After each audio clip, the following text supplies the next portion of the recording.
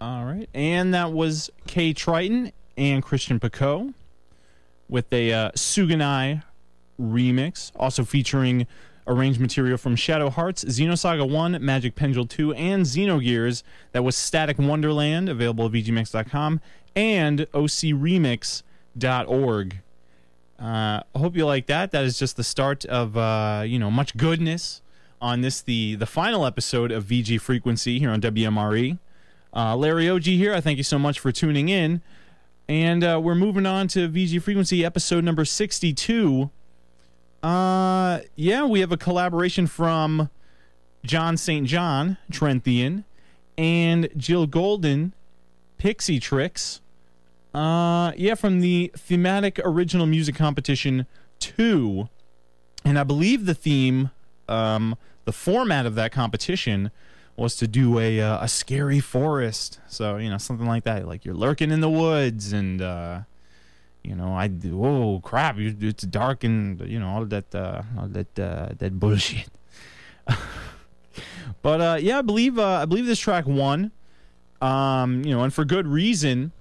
The arrangement and vocals are all written by Trenthian, and he recruited Pixie Tricks for the vocal performance, and these two made an absolutely great team on this one. For whatever faults you can point to with a synthetic orchestra, John really made everything instrumentally work together very nicely with the vocals. Frankly, if I didn't mention anything about the sample quality per se, you probably wouldn't focus on it at all. But really, I thought the writing is absolutely excellent. Really driving, very epic. John definitely knows what he's doing when he's trying to go for that very grandiose atmosphere. And Jill's vocals definitely met that challenge. So you're going to hear some really powerful stuff, from her side as well. And, I wish nothing but good things for Trenthian. Currently QAing at Vivendi Universal. And but he will be moving pretty soon. So, got to give up a pretty sweet job like that. Well, except when they make the testers work overtime. But no, he's gotten to demo quite a number of cool games from Vivendi, including Fear. So, if you look out at the Overclock Remix forums, any game he's tested for that he likes, he'll pimp the hell out of it. So, he'll be moving across the country, I believe. But certainly, Trenthian, John St. John, a name to look out for because, as a composer, he's definitely got that touch. And hopefully he'll be moving his way up, the ranks from, lowly QA. Actually, he's not lowly. He's pretty up there in terms of QAing. But hopefully taking that next step, going toward, composing for video games, if that is in the cards at all. And of course, Pixie Tricks, who is in the Peabody Conservatory of Music in Baltimore, Maryland, is quite the talented vocalist. She's done many solo performances, including in Japan. So, she is no slouch and contributes very nicely to this track. You're going to enjoy it. It's called Aria of the Daglian Wood, and it represents VG Frequency 62. So keep it here, VG Frequency, the best of the best, here on WMRE.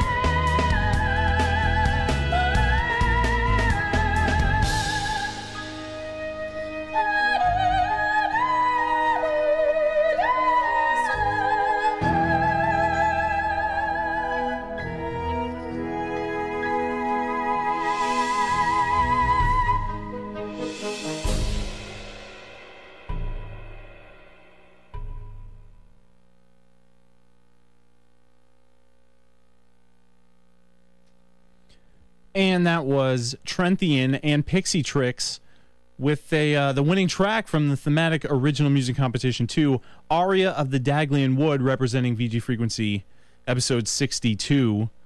Moving on to VG Frequency 63, we've got a Street Fighter 2 remix of Chun-Li's theme by Po Su-yan. This was really, really pimp. I feel bad that we never got it on OC Remix. I mean, only in select cases am I liable to start, hassling artists like, okay, you really got to give this track to OC Remix. Don't let them, don't let them not hear that goodness. And that's certainly not to say that, you have to have a good arrangement on Overclock Remix.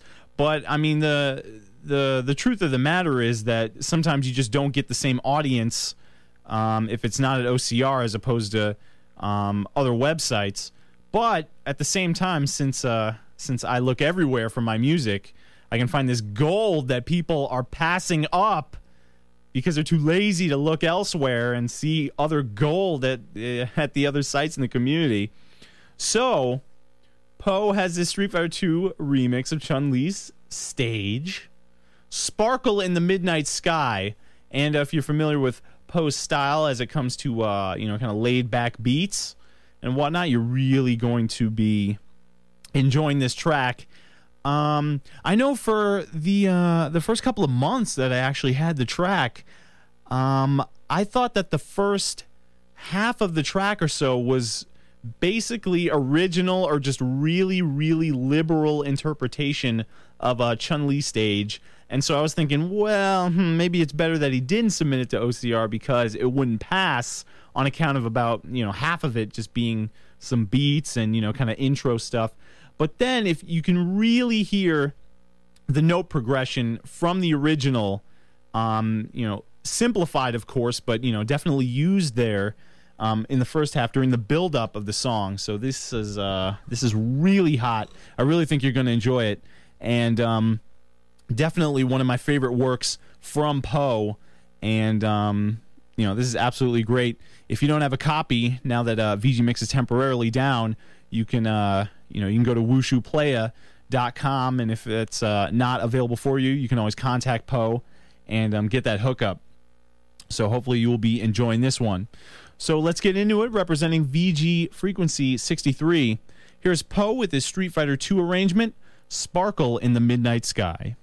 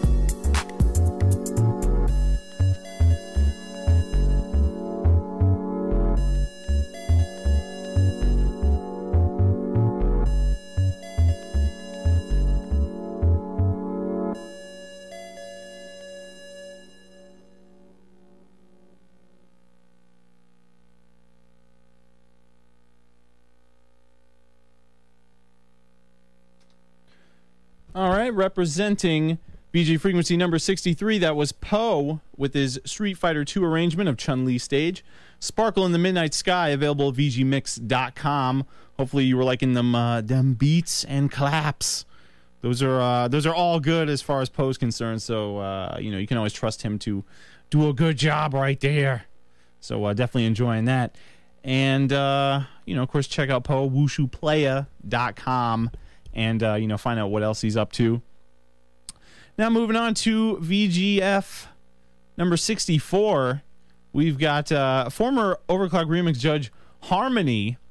And man, I tell you, I miss Brandon on the panel because he was definitely one of our best panelists in terms of just raw skills and enthusiasm for the job. He always did a lot of voting and always gave a lot of detail to the people that submitted their material, and just good natured. You couldn't say a bad thing about him, but he had to step down from the panel because he is currently working on his PhD, and he just did not have time to continue doing the job. So, I mean, he was only there for a few months, but he really helped us in a big way. And, hell, he was like, oh, I'll probably be occupied, honestly, for like the next, 4 years or something like that. But, I mean, man, if he ever has any free time, we would welcome him back in a second. And Brandon, he just, like I mentioned, he just showed up out of nowhere in the community. His first OC remix was a Secret of Mana arrangement, Nighttime Evolution.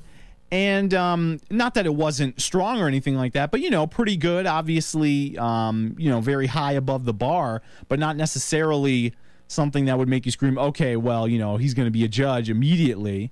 But, certainly something that got my attention and got a lot of attention of the other judges. So a few months later, he submitted his Sonic the Hedgehog remix of the Marble Zone, and live at the Spring Yard, and we were absolutely just blown away by the quality. Brandon did lyrics on it, had some nice jazzy stuff going on. There was some acoustic guitar later, with some nice comping. And just totally skilled. Like, he obviously didn't need anybody to tell him how to make a quality arrangement. So I know the panel had been really slow at that time, even though we're slow as hell now, in my opinion. But no, we're doing some good stuff right now. But we had hit a lull in the panel. And Harmony came up, and I know Gray Lightning was like, well, look at this guy. I've been reading his comments in the Works forum, giving tips to other people, and, he's already very enthusiastic, and his advice is really solid. And, man, it was just good to see somebody enthusiastic about the job. And, we asked him on there, and he was gracious enough to sign on to the job. So I know a lot of people, when he joined the panel, they're like, okay, who's Harmony? Who the hell is this guy? I don't know who the hell he is. He had a couple songs, big fucking deal. Who cares? How's he qualified? I know Adhesive Boy in particular, he was really mad because he got turned down for the judge position for a third time in a row. And, he was really mad he was passed up. And, so he was like, how can you turn me down for this noob and, who's nobody. So I know when our next track, the Secret of Mana arrangement, Dragon Song, came out, it answered a lot of the critics who thought that we took Harmony on too soon and that he hadn't proven himself in the community. Now, I know that we knew that he would come out with only just, badass work, but a lot of people were skeptical, and this song really answered a lot of those questions that people might have had about whether he was skilled enough for the job. And the song is pure pop. It absolutely sounds like a mainstream, pop song. Kind of just, but Gentile's got the, the breathy lyrics, and oh my God, sounds so, sounds romantic for the ladies and everything like that. And aside from the people that were like, oh, Harmony, I don't know what the big deal is, because I know DJ Pretzel gave this a glowing review, absolutely stellar, like, you must get this now, this is like best of the best of the best, sir. So it was good stuff, and I know some people disliked it simply based on how strong and enthusiastic DJ Pretzel's write-up was, but also some people don't like vocal mixes, any vocal mixes. They don't like any of them. It's got words in it? Hell no, that's not allowed. Don't do that. So aside from those people complaining, the overwhelming consensus was that this track is tight. And that's pretty much all you need to know as I lead it in. If you want something that can really pass for professional work, along with some of the other tracks that we're going to have tonight, this is definitely one of them. So let's get into it. Representing VG frequency number 64, here's Harmony with his Secret of Mana arrangement, Dragon Song, available at ocremix.org. It's a broken world that we live in. Won't somebody take me away? Won't somebody fly me away?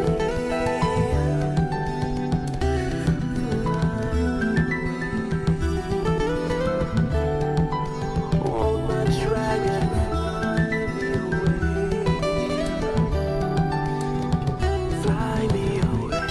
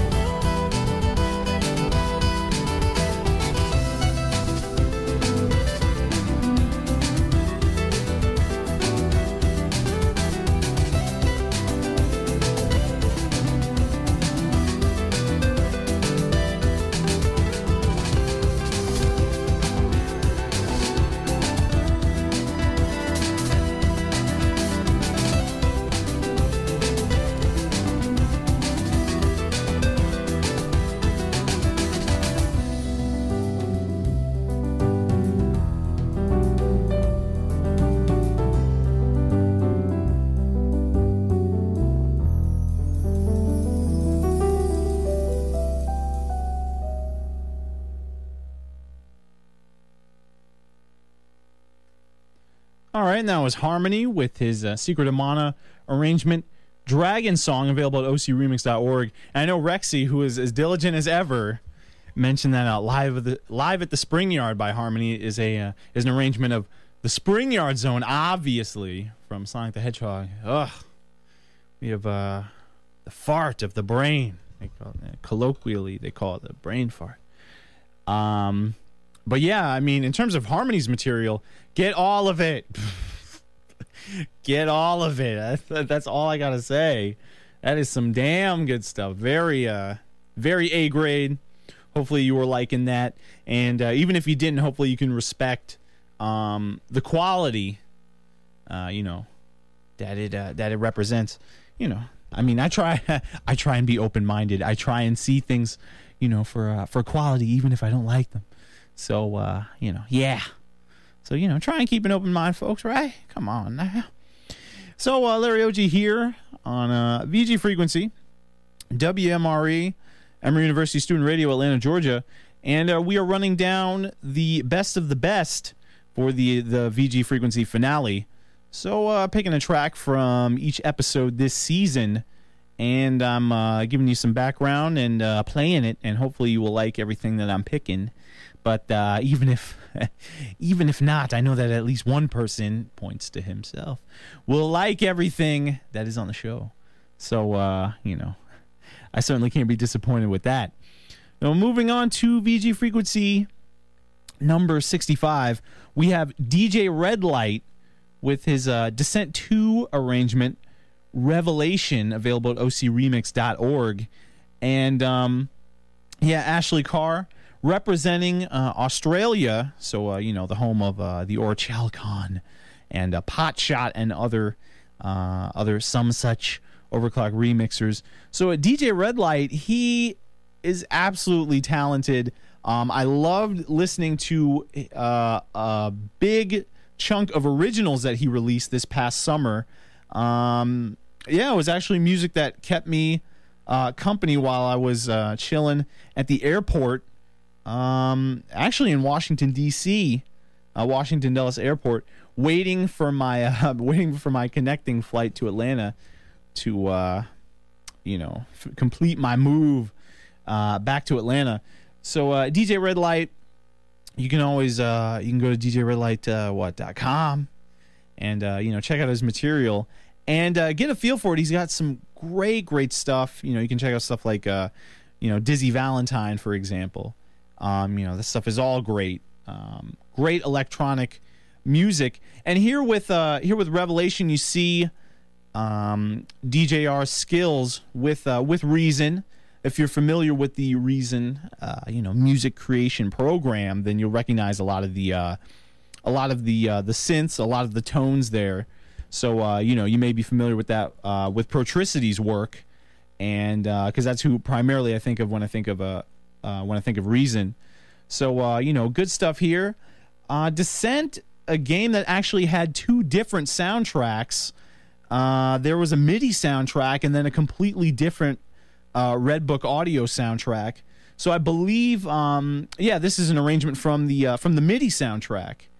And God knows where you're going to get it, but I managed to snag a copy of it when I was judging it. And a lot of people, when it comes to these obscure games, they don't really seek out the originals. They don't really care. They're just kind of judging it on whether it's good music. That's how the listeners tend to do when they don't recognize the game that's being arranged. But I'll tell you that comparing it myself when I voted on it, there are it's relatively conservative, but there's so many small details and nuances that Ash threw into this arrangement. So if you ever track down that MIDI, you can look for it. It is out there. It is readily available somewhere. Maybe Mursoft.com or something like that. But check it out and just get more of an appreciation for the ideas that are in here. You're gonna be liking the tempo here. It's nice and downbeat and chill, and the track just kind of goes on almost sort of a cruise control. There's definitely some dynamics in there to keep you not getting bored, but it seems to go at a nice pace and doesn't feel the need to, have to hustle or, greatly slow down or anything like that. So you're going to see some really subtle dynamics, and hopefully it's going to give you some electronic stuff that you're really going to enjoy. So, we're going to get going on that. DJ Redlight with his Descent 2 arrangement, Revelation. But, stay tuned on VG Frequency. We got some other great stuff coming up from Ubik, Gamebox, Blind, Compromise, and DJ Epoch from the Chrono Trigger Mixtape Volume 1, Visa Roster, and Ilpo. So, lots of good names coming up. Definitely a diverse selection of tracks is going to be headed your way.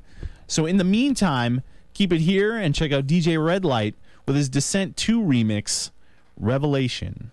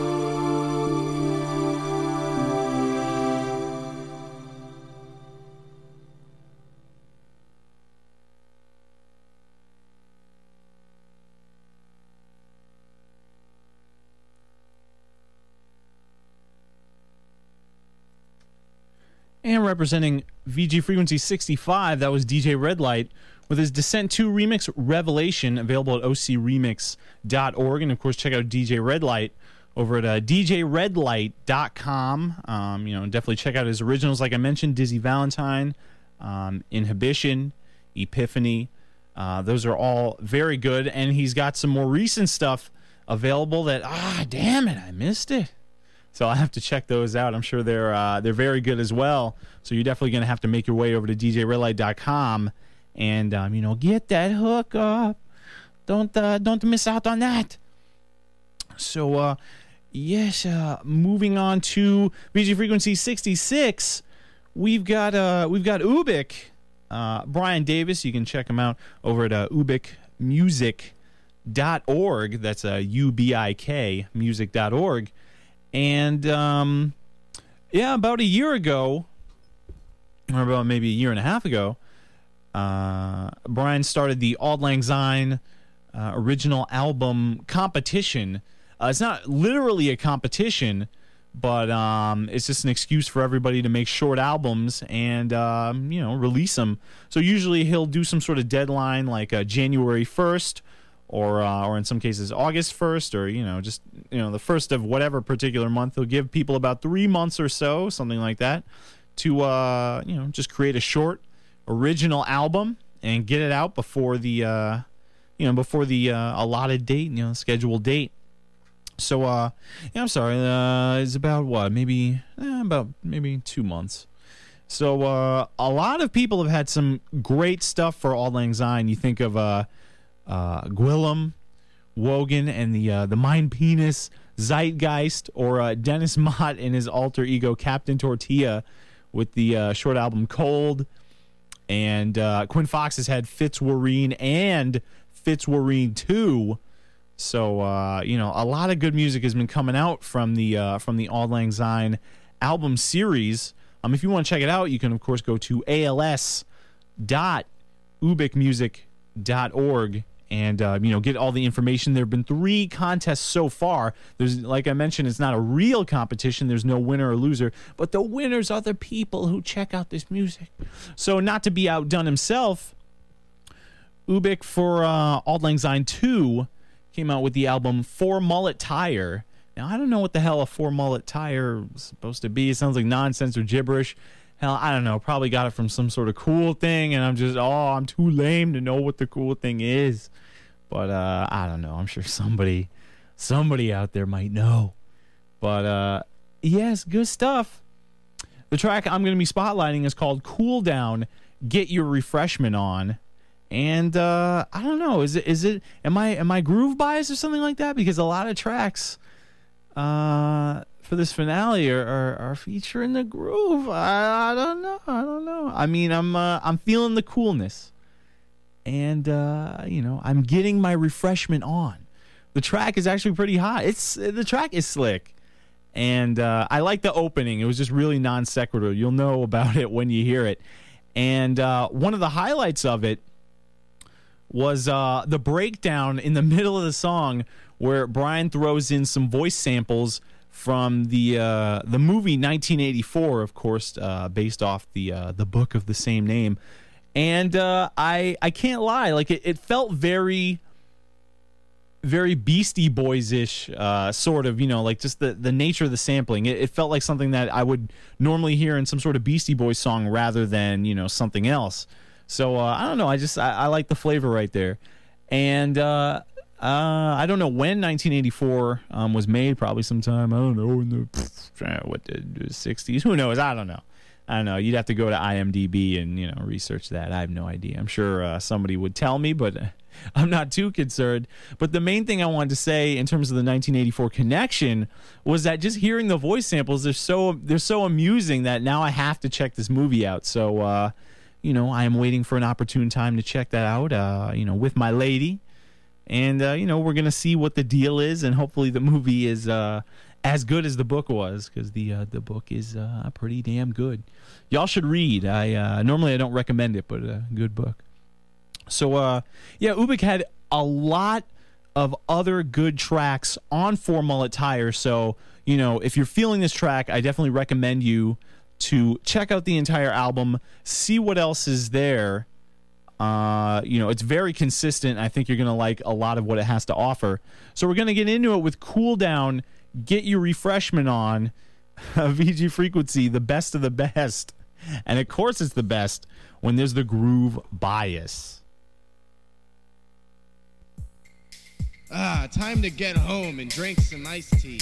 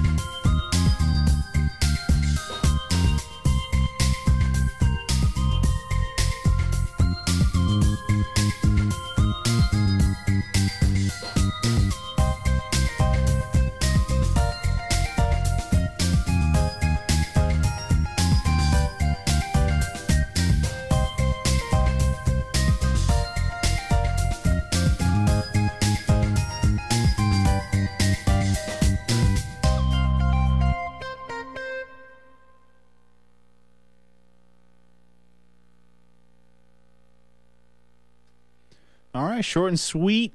That was Ubik with a track off of his Auld Lang Syne 2 album entry, For Mullet Tire, with a Cool Down, Get Your Refreshment On.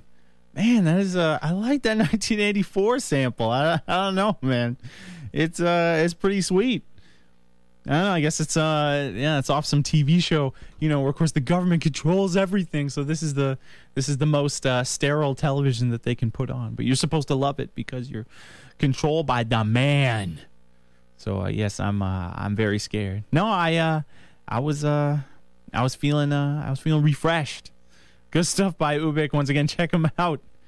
ubikmusic.org, UBIK music.org for what the man is up to. Doesn't come out with arrangements, hell, or even originals that often. So, if you see him come out with anything, you really should go out of your way to check it out. And going on to VG Frequency 67, we've got a very, very catchy and unique little track by Gamebox, Steve Olafson. You can check him out at bitmapstereo.com. And this remix is quite the strange little thing. I don't know. When I was listening to it on the panel, I felt that it wouldn't be quite accessible to everybody. I think they should like it. I don't believe I've heard people complaining about it being too minimalist or kind of being too, kind of catchy but weird, and I don't quite get it. It's good stuff available at vgmix.com and ocremix.org. It is a Mega Man 2 remix called the Fifth Season STS 2005 edition. Now, I remember way back, about the only thing I do remember, because I didn't remember my vote on it, was that Gamebox had submitted a much earlier version called Stomping Through Seasons, and it involved Mega Man 2 and also integrated a few other themes. I believe like a little snippet of Chrono Trigger was thrown in there that absolutely just didn't work. Like, it seemed there was no transition. It just seemed very non sequitur.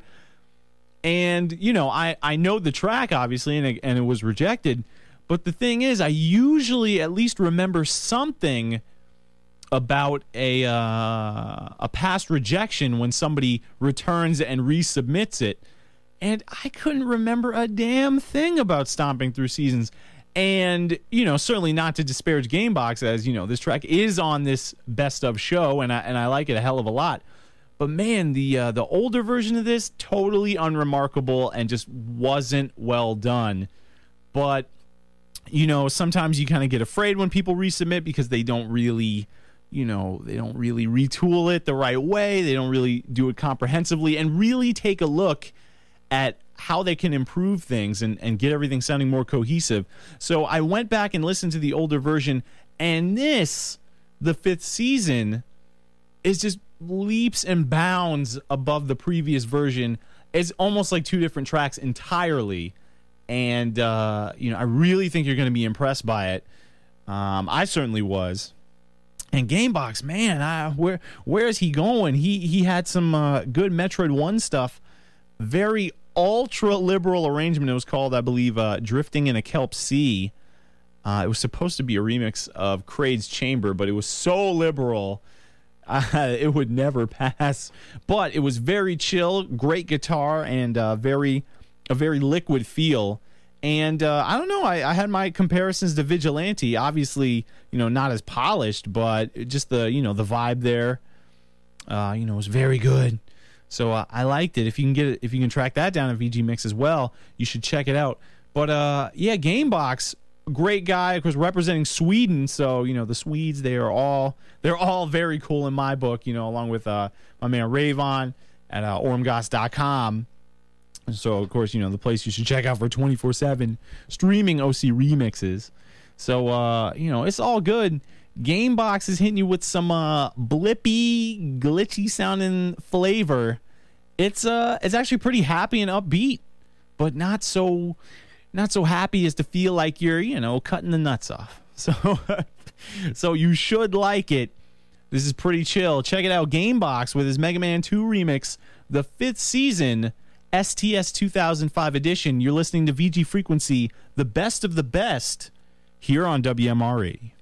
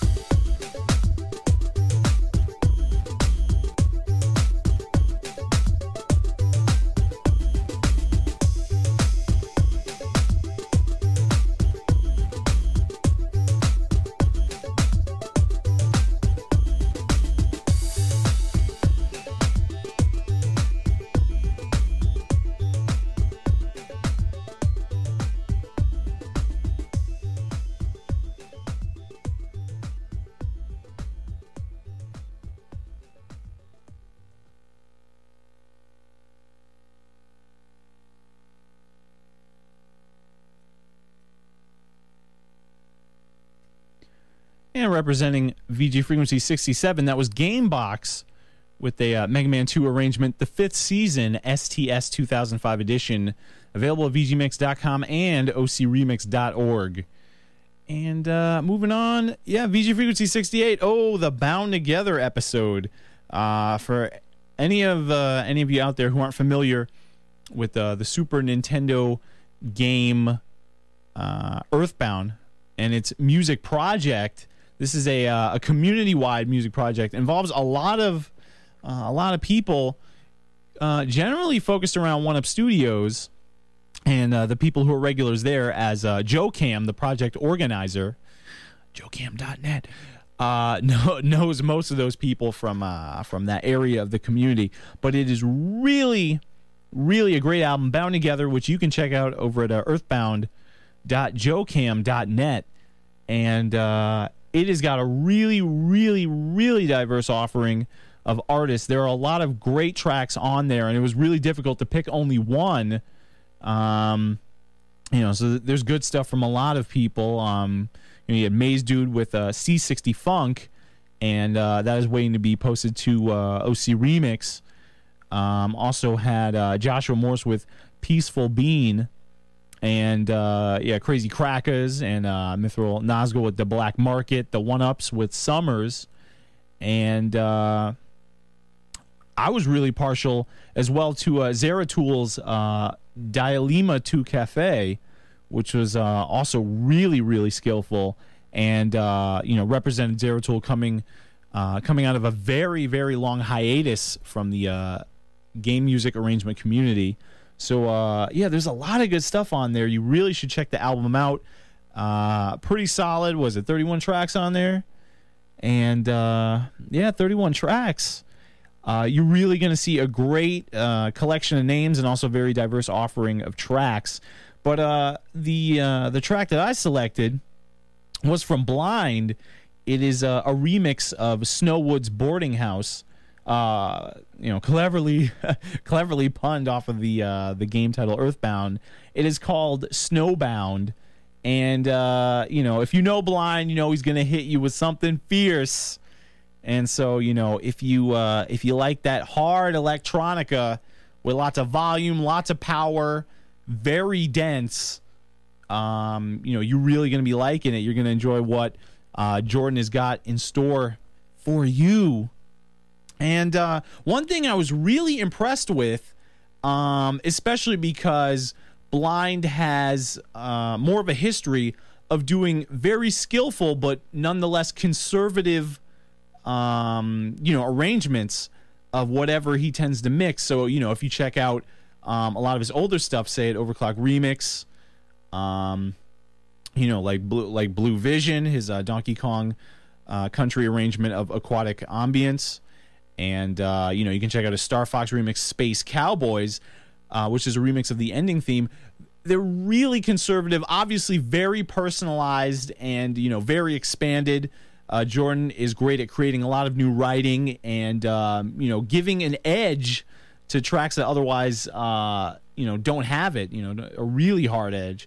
So the one thing I was particularly impressed with Snowbound that really pushed it over the top for me and made me appreciate it on another level was that Jordan really upped the ante on this one on the arrangement side. He really took a lot more liberty with the source material, not simply in just changing the genre, but changing the melodies, just fashioning some new ideas, and not really going the straightforward route as as you can be used to hearing of his material. So this one, I think, is really a great achievement in terms of the arrangement as well. So if you're looking for something that is really creative, of course, on the writing, but also hits you with that blind power, this is the one that you have to go to and check out. So Jordan, he's doing nothing but great stuff in the community, and a lot of fans in the community really would like to see him in particular make it in mainstream music and get paid for what he does and really make some serious bank off it, because Blind is really dedicated to his craft. Does a great job collaborating with his friend and musical partner Randy Oxley, otherwise known as Lefo. So, they're both doing some great stuff. And, like Trenthian, Blind is somebody that you really, really, really, really want to see succeed and really think deserves, greatly increased success. So, we're going to hit you with Blind and Snowbound, and hopefully you will agree that his stuff really compares very favorably to, other hard electronica acts out there. So, maybe you'll send Blind some money. Yes? Yeah, maybe you could. Yeah, you can check Blind out over at the brailleroom.com. That's Braille, BRAIL. So I don't know why you spelled it like that, but the brailleroom.com. So, you can check that out. Anyway, we're going to hit you with that power. But coming up later on in the show, we've got some other great stuff on VG Frequency here on WMRE. With our finale episode, The Best of the Best, we're going to have Compromise and DJ Epoch from the Chrono Trigger mixtape featuring Kanye West, Talib Kweli, and Common. So, we're going to get them high, so don't go anywhere for that. We got Visa Roster, Ilpo, Durangen, Maze Dude, and One featuring Chlorophyll. They are all coming up, and hopefully they will all, I would say something like tickle your fancy, but that sounds really emasculating and not manly. I mean, I would say something like kick your ass, but that sounds really corny and derivative. So I don't know how to sell it. Damn. Oh, that's bad, Larry. You got to know how to sell it. You got to know how to sell the music. Now, this is especially with Blind here, this is pretty tight. You're not going to be disappointed. And, if you like that volume, you like that electronic stuff, it's already loud, but you can turn it up even louder. All right, here's Blind with Snowbound here on VG Frequency, the best of the best, WMRE.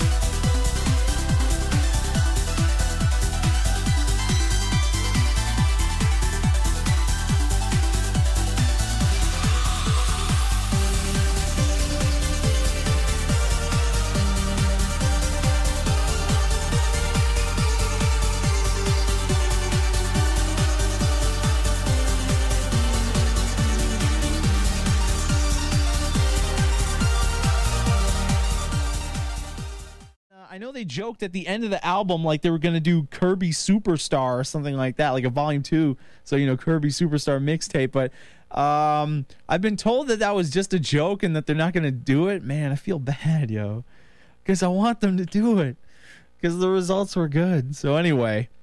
But, and I would say I'll leave it up to you. But again, those rap haters, that rap bias. So, this is good because I said so. So let's go on with it. Compromised and DJ Epoch featuring Kanye West, Talib Kweli, and Common. Here's Get 'Em High from the Chrono Trigger mixtape, Volume 1. Oh yeah, let's keep it dashing. Hold that A button down, son. Oh, you running out of energy? Oh, you ain't keeping them high like Kanye West, nigga. Yeah, maggots.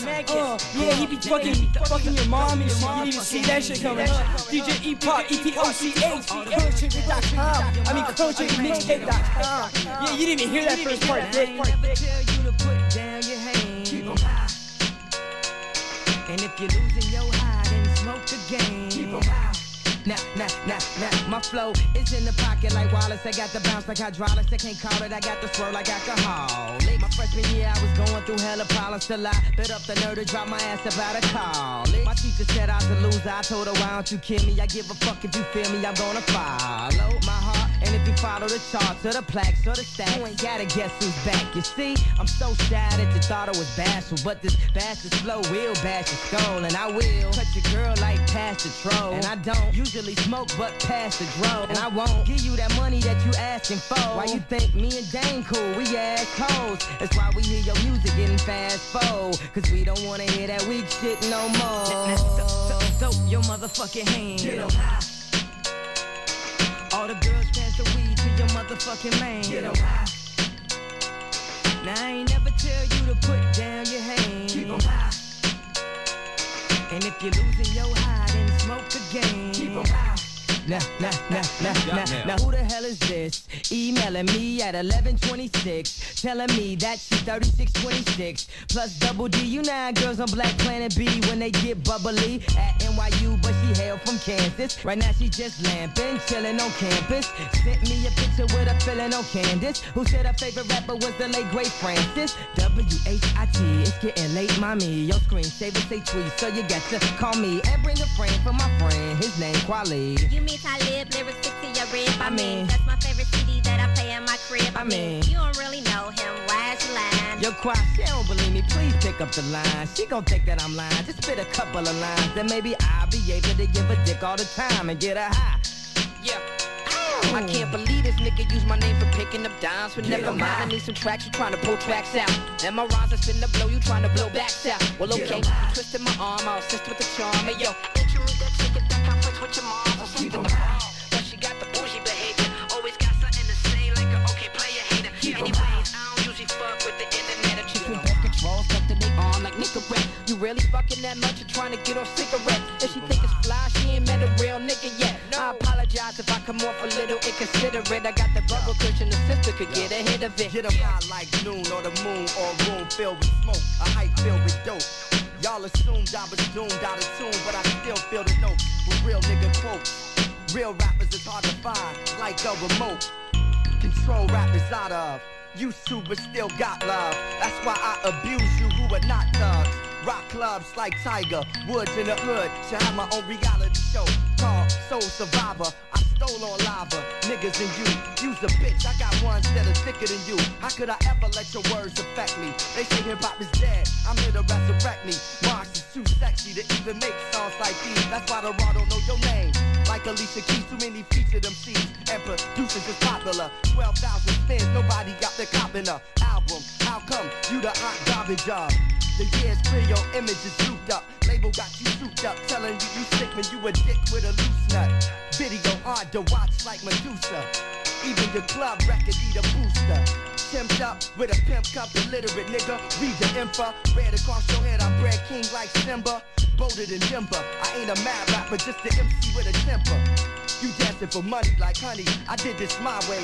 So when the industry crashed, I survived like Kanye. Spitting through wires and fires, MCs retiring. Got your hands up, get the motherfuckers higher than. Throw your motherfucking hands. Get 'em high, yeah. All the girls pass the weed to your motherfucking man. Get 'em high. Now I ain't never tell you to put down your hands. Keep 'em high. And if you're losing your high, then smoke again. Keep 'em high.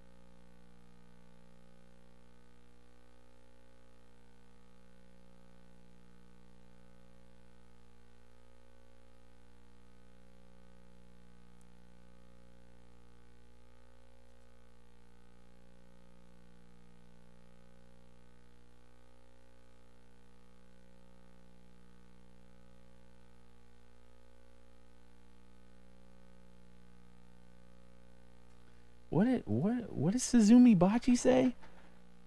Oh my god, my ear just exploded. Like what? I don't even know what he's talking about. So I hope Compromise and DJ Epoch didn't break his ear, because how could that happen with that smoothness? That was representing VG Frequency 69, Compromise and DJ Epoch, featuring Kanye West, Talib Kweli, and Common. Get 'em high off the Chrono Trigger Mixtape Volume 1. Once again, check it out, chronotriggermixtape.com. I said chronotriggermixtape.com, as DJ Epoch would say. Who is the mysterious DJ Epoch? They will not reveal his identity. I don't know who he is, man. I need to know who that guy is. He lives in California. That's all I know. I just want to shake his hand and be like, DJ Epoch, E-P-O-C-H. You're the man. You know, you make life worth living, but alas, he doesn't want to take the glory. I don't know, man. I mean, you might want to do like MF Doom and everything and get the underground glory and get some sort of money off it. But anyway, all right. Moving on to VG Frequency 70. We got some stuff from Visa Roster. Check them out. Livet, livet.se/Visa to check out the band. They are a Swedish a cappella group. They're most popular in the Commodore 64 remixing scene, of course, at remix.kwed.org, Kwed, K-W-E-D, remix.kwed.org. And they are, I believe, a quintet. And this is off their second arrangement album called Ready Vocally 2, which is available at their website. It is a track that is simply named after the game. It is subtune 1 of Caverns of Kafka. It's a really quick, brief a cappella mix. I loved it. Larsek, who actually took part in the album, did one of the tracks, I believe Rambo, where there's actually some music involved, because it's not purely an a cappella album, unlike their first arrangement album. But Larsek gave me the exclusive hookup, and the album actually came out on the day of Press Play on Tape's Copenhagen Retro concert. So, it was a big, fanfare and foofara on all of that. So, and it was well worth it. It's a beautiful album. And even though this track is brief, I just couldn't get over how wonderful the performances are. I mean, it's just pretty damn cool. These guys are really, really talented. You certainly want them to get more exposure. They've performed at not only Copenhagen, the Copenhagen Retro concert, but also Back in Time Live. They've been part of that concert series. So, hopefully, please keep doing some live performances. Come to the States. We will, we'll have you in any major city. Just come to the States. so I can get your autographs. And let me mention, just to embarrass Gray Lightning, but he has a major crush on Elsa Pearson. He thinks she is a total hottie and totally wants to get with that, but he has no game, and he cannot do that. He cannot holler at her, even though he would really like to. He's probably a chicken, you know what I'm saying? But Gray Alexander has a huge crush on Elsa Pearson. He wants to snuggle with her, you know what I'm saying? He wants to make sweet music with her. It is really embarrassing. But no, of course, I hope I don't want to embarrass Elsa or anything like that. So, I'm just joking. Gray is not perverted. He would be, very nice gentleman and all that. But he still has a major crush. He's so cute. He's like, I'm totally crushing. You know what I'm saying? Strong bad stuff. Totally crushing. Anyway, this group is really hot. If you're willing to pay for the album, I really suggest that you go out of your way to get it. Once again, it's called Ready Vocally 2, and you can snag it over at livet, livet.se/Visa. Plunk down some euros or your currency of choice and get this album. It's very hot. So let's move on to Caverns of Kafka here on VG Frequency WMRE, as we hit you with the final episode of VGF, featuring the best of the best.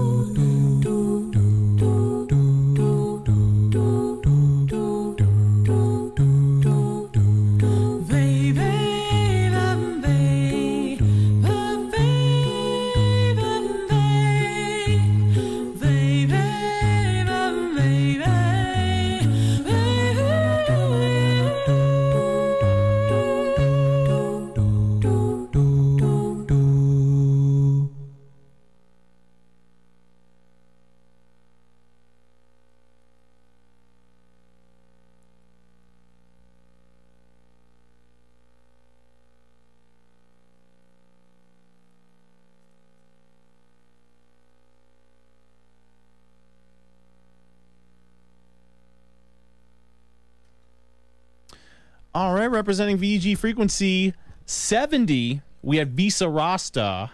Oh, yeah, with Caverns of Kafka from their second arrangement album, Ready Vocally 2. So, that's beautiful. Oh, why could that not be about 10 minutes longer and then trading off and doing more stuff? And, I would like to join Visa Rasta, except I have no talent. So, because I'm a jealous individual, the best I can do is just sit back and, listen to what they got, praise it, but in the back of my mind be like, I'm very jealous of your talent. No, they're all great guys and gals in Visa Rasta. So once again, thanks to Larsec for allowing me to get that track exclusively to premiere on VG Frequency, and of course Mahoney for providing that track as well. Mahoney, part of Visa Roster as well, and very gracious and generous. So thank you, sir. And we move on to VG Frequency 71 with Ilpo and his Gran Turismo 1 remix from the US version of the soundtrack. Yes, Gran Turismo. Now I'll tell you, probably one of the most unique things about this track in relation to it being on the show is that when it was on the OC Remix judges panel, I voted no on it. Now, this was ultra borderline no. Very borderline no. I love the track. I absolutely think it is awesome. I thought it could have sounded a little bit more expressive, and that at times it sounded fairly flat and or empty, but you know, you could say that it is part of that classic rock style, and I certainly left myself a lot of wiggle room to say I do not dislike this track. This track is awesome, but is not quite realizing its potential. Now, of course, the other judges disagreed, and I was actually very happy because I still wanted it passed. So, you know, thank you, judges. Notice how I didn't vote yes just because I like the track immensely. And it's not just because of the title. The title, which is one of the funniest things I've ever seen, Stupid Damn Vehicle. Just great. Now, usually when you get a title like that, it is from some noob who doesn't know what he is doing. But this one, you know, so when I heard it, I was like, wow, what is he doing? This is really excellent.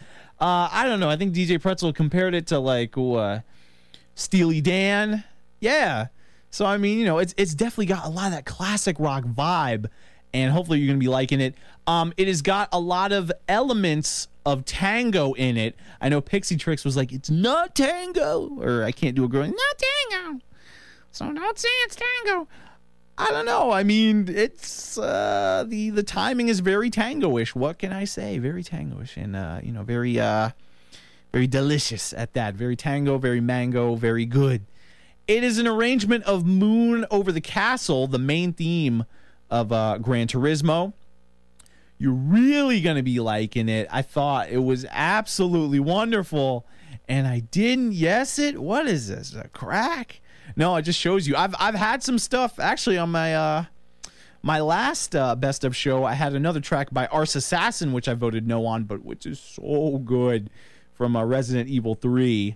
It was called Safe Place with the question mark in it. So, you know, hey, I mean, I'm a special guy. I can do that. You know what I'm saying? I could do that because I'm the man. But anyway, Larry Ilpo, great debut. Certainly hope to hear more from him at OC Remix and of course VG Mix when that is back up and ready for use again. So you know, pick this track up at vgmix.com and ocremix.org, and hopefully you'll be enjoying it, not only because of the musicality but also the fact that it has a swear in the title. Stupid damn vehicle. Here on VG Frequency, Emory University Student Radio, Atlanta, Georgia.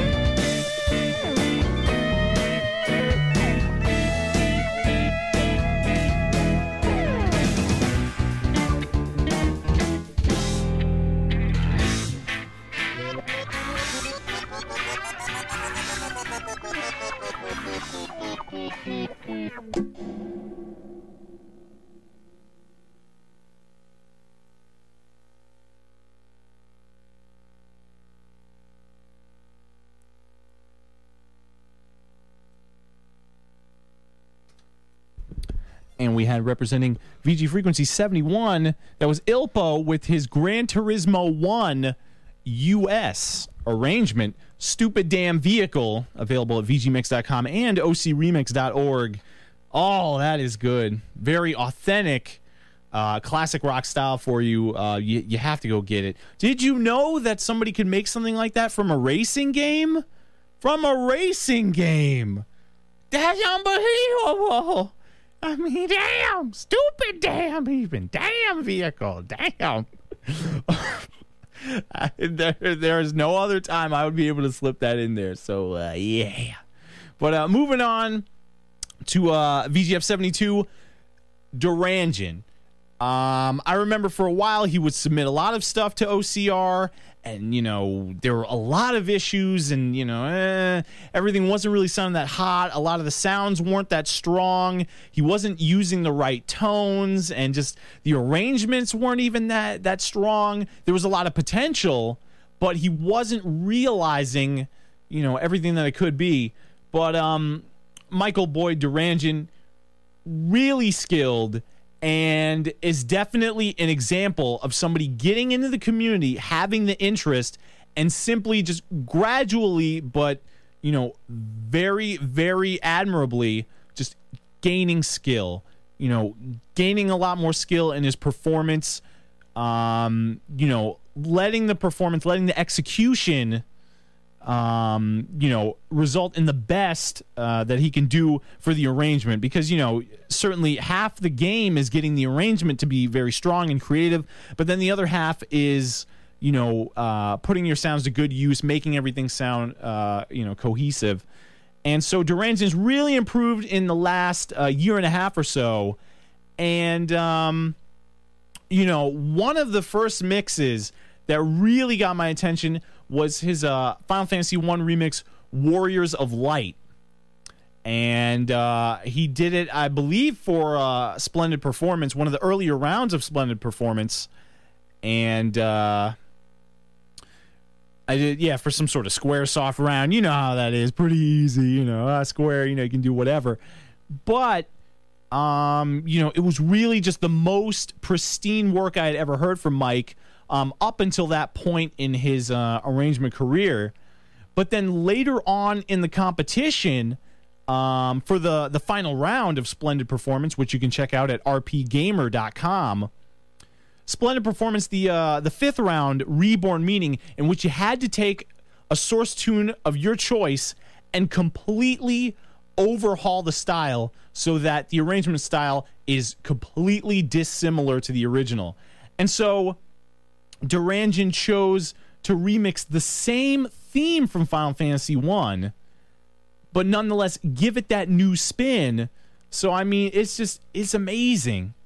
So, yeah, Durangen took the Chaos Temple theme and made it more of an upbeat, almost kind of an end credits theme, very, you know, joyous and la la la la la la la, and, you know, all that deal. But, you know, Chaos Temple is very kind of very mellow, you know, contemplative and all that stuff. But this is just, you know, it's that, you know, it's that pop flavor, you know, instrumental pop, but certainly pop flavor, and did really well in Splendid Performance, Reborn Meaning, and we even passed the mix before the mix even went public as part of the competition. So, you know, I thank Mike for getting it in early to us.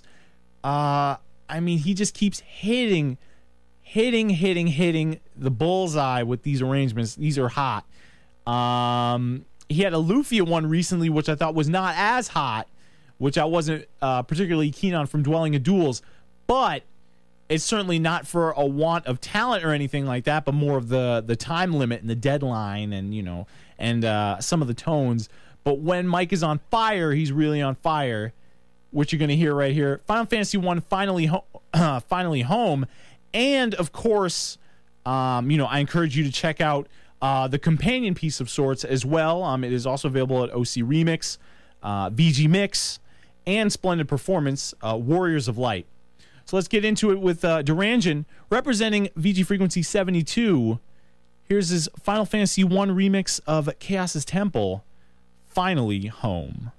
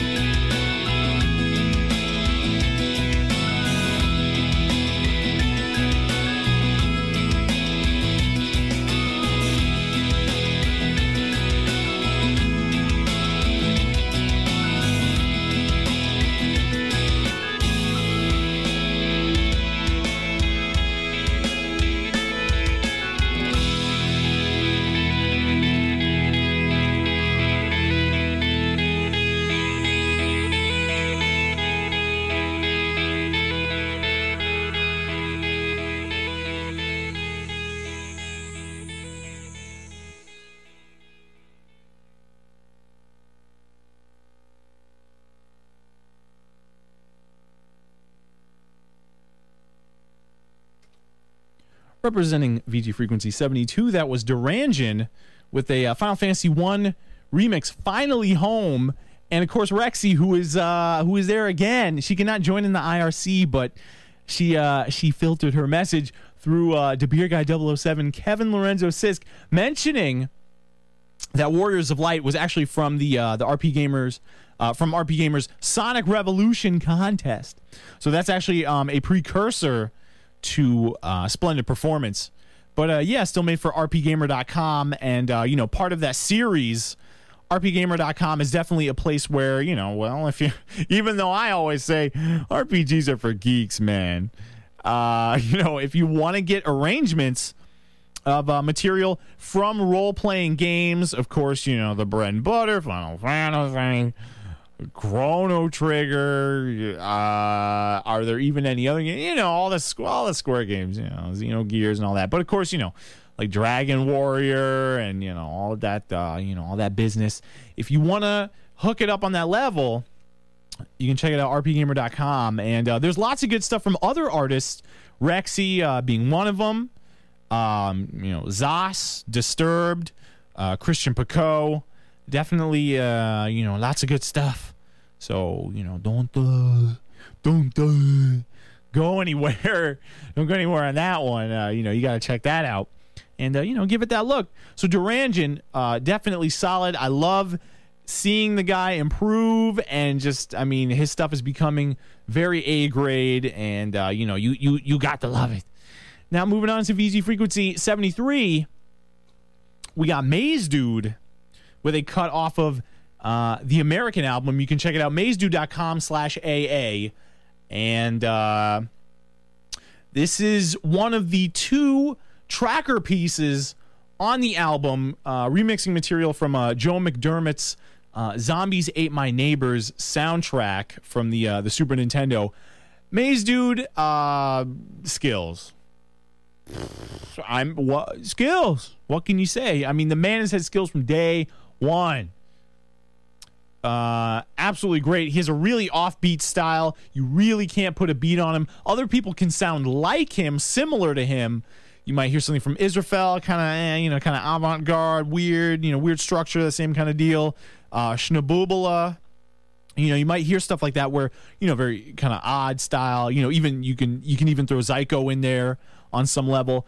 But, all of those artists I mentioned are unique, and Maze Dude is certainly no exception to that. To having stuff that really stands out as just, that is Maze Dude. There's nobody else that's actually coming close to aping Maze Dude's style. It is very refined, and at the same time very very off kilter and strange.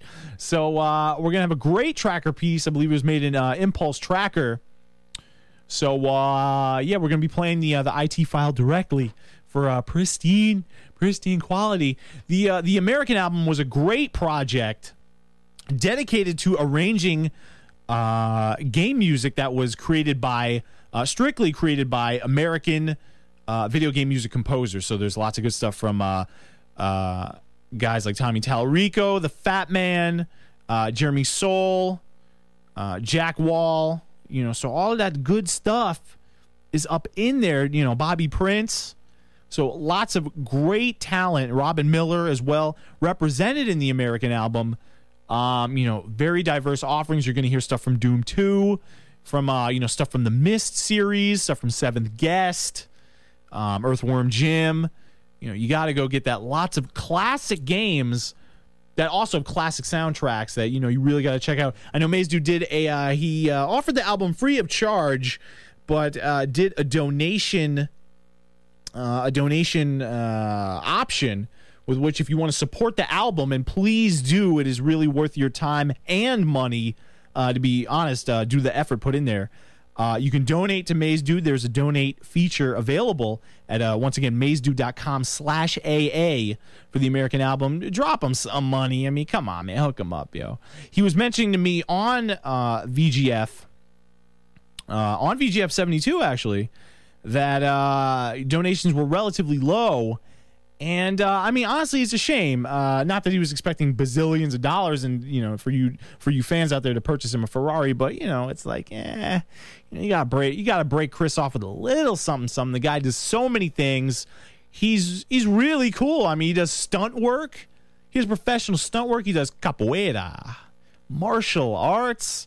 He's got some really badass videos over at mazedude.com that you can check out if you're a fan of martial arts and stunt work. He's got some stunt work videos as well. And he's got his entire personal collection of arrangements, stuff, of course, featured at ocremix.org, as well as other material. So, if you like Maze Dude style, you got to check everything out. Don't let it slip by.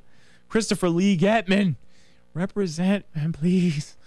Check it out. There's some other great stuff off the American album, such as Slick Rippin' Keen, remixing material from Commander Keen 5, another Bobby Prince soundtrack. But right now, we're going to do the Zombies Ate My Neighbors remix, Zombies Ate My Tracker. And there's a Daffy Duck voice sample in there, and you cannot go wrong with that.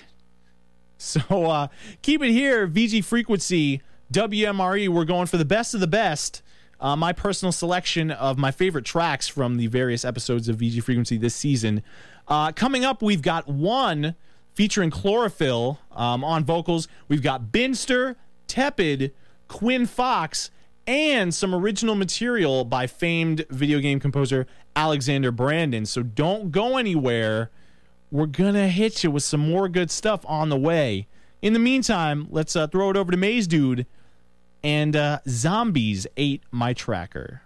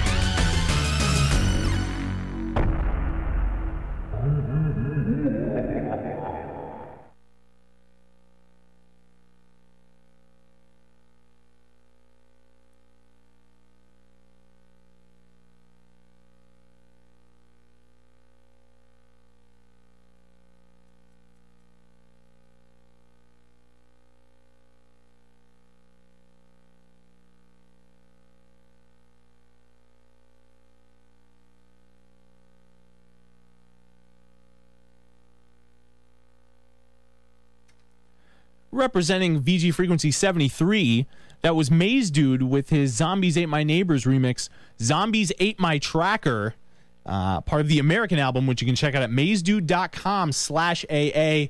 I pray to the Jesus. I really do. And I'm talking on the phone with Antonio Pizza, who, you know, along with me, you know, OCR Christian, so I'm a big believer in the Jesus. And I legitimately pray to the Jesus that Maze Dude will submit this to Overclocked Remix, because clearly that is the kind of important stuff that is worth praying for, not the world peace stuff, you know what I'm saying? So I think Rob is on the line somewhere like, you stupid, you're stupid. But yeah, so yes, I'm abusing my relationship with Christ in order to get Maze Dude and Zombies Ate My Tracker on OC Remix. Isn't that evil? These judges, they know no bounds, and they know no sense of decorum. It's really, really sad. Oh yeah. So our next track, let's shift to another track. Now, our next track from VG Frequency 74 is by the group One. They have this little spelling. What is that? 0NE? Oh, isn't that not cute? Yeah, you can check out their stuff at soundclick.com/0NE open parentheses MPLS close parentheses. Oh, just check out the MP3 notes and or whatnot, you know, the show notes, and you know, you can get that, because that I'm sure that URL you're like, what? But anyway, the group One features my man Chlorophyll Banks on vocals, and I had some stuff from Chlorophyll last time on last season's finale with his track from the Duck Hunt arrangement project, Repercussions of Foul Lamentation, with a Duck Breaker. Oh, that track was sweet. So yes, Duck Breaker. You could do no wrong, Chlorophyll. You could do no wrong. So anyway, I had to play this track. This is an original track called Rapscallions. And Phil just has some great flows. And I like it. He's one of those rappers that has a lisp, but he sounds really cool. Like it just adds more personality, you know, to the rhymes and to the lyrical flow and delivery. So, you know, this is real hot. They're just singing about nonsense. It's great. The lyrics are so well written. I mean, he's spitting them fast. This is really solid stuff, and I like it. Just, you know, a quick shot, but you know, I don't know, just a lot of creativity. And so I really hope that Chlorophyll hits us with some more originals. Hopefully, you know, just sounding as strong as Rapscallions. And I mean, Chlorophyll, don't deprive us of your skills, yo. You got to be doing more stuff. Hit us up with some sort of OC remix. You can't just limit it to Duck Hunt, as much as we love Duck Hunt.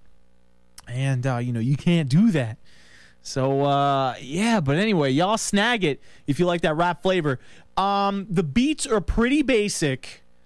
You know, it's really carried by the lyrics, as are, you know, a lot of rap and hip hop tracks. But the beats are solid, yo. You can't hate. The whole package is put together very nicely. I mean, I could see it like it's almost kind of it's not quite nerdcore or anything like that, but I mean, you know, it's real goofy and, you know, irreverent, sophomoric and all that. So it's really just a feel good track where, you know, where they're just, you know, BSing around. So if you like that kind of deal, check these guys out with Rapscallions, and you know, you'll be dipping your head along to them beats. So keep it here representing VGF 74. Here's one with Rapscallions only on WMRE. Come on, guys. Come on, please. Just put your hands up. I'm begging you. Please, just put your hands up. Put them high. Put them high. Put them high. Come on. One more time. Oh, yes. Put your hands up. Put your hands up. Yeah. Okay. Put your hands up. There we go. There we go. You'll step away from the microphone. Start writing some tighter flows. I don't suppose you might suppose that perhaps your rhymes are cold. Only time will tell. Already time has told. My style's underground like mine. My rhymes are cold. I rhyme blindfolded to increase my mind's focus. All the while doing spots with the world on my shoulders. A message to my opposers. Y'all not real, y'all posers. I wrote it on a post-it note and put it where your door is. I'ma throw a mic in the air and yell out 500. look up, I grab their wallets and start running. Get some change I can work with, I'm about to make a purchase. Bye-bye MCs, but the product is worthless. The raps is worthless, don't even scratch the surface. They don't have as many words as half my verses. Like a big old greasy burger, my rhymes are fat. You just got served, would you like some fries with that? Well, all you little rap scallions, my raps are rap-tastic. And I lace tracks from soul jams to dance it. It's getting a little drastic, who's spitting the fastest? Sipping up on the microphone, then it's time to pass it. from the north to the south, East to the west, quit talking, get talking, put your flow to the test. From the left to the right, front to the back. put your hands up, TC, where you at? Yeah, you know who they want, right? Someone who can stay fly, so I stay debonair, similar to the brothers, right? My rhymes hit the sky, rise, I'm gone, I take flight. High above opponents, what's the words that I write? MCs get crushes like who they are. They never get the limelight, they don't get far. Dreams planted on the wall, cause they never reach the bar. You test the sharpness, then I'm about to leave a scar. It's common, you shouldn't even be a problem. Like three algebra equations, I go ahead and in my head I solve them. Why you sitting saying, why did I battle them? You need a better arsenal, you could be last. And I will rip a mic in half if I have to. Or if it comes up, then you go down. I use your mama jokes, that's how I clown. Then I put my headphones on as the crowd gets loud. Straight wild, but everybody knew you bound to lose, cause I licked you with the tongue on my shoe. Yeah, the dean, and you just got schooled, cause I licked you with the tongue on my shoe. Yeah. Well, all you little rap scallions, my raps are rap-tastic. And I lace tracks from soul jams to dance It's it. getting a little drastic, who's spitting the fastest? Sipping up on the microphone, Then it's time to pass it. from the north to the south, East to the west, quit talking, get talking, put your flow to the test. From the left to the right, front to the back. put your hands up, TC, where you at? Go, go, go, go. Put your hands up, put your hands up. Go, go, go, go. Put your hands up, put your hands up. Put your hands up, put your hands up. Put your hands up, put your hands up. Put your hands up, put your hands up. Put your hands up, put your hands up. Put your hands up, put your hands up. Put your hands down.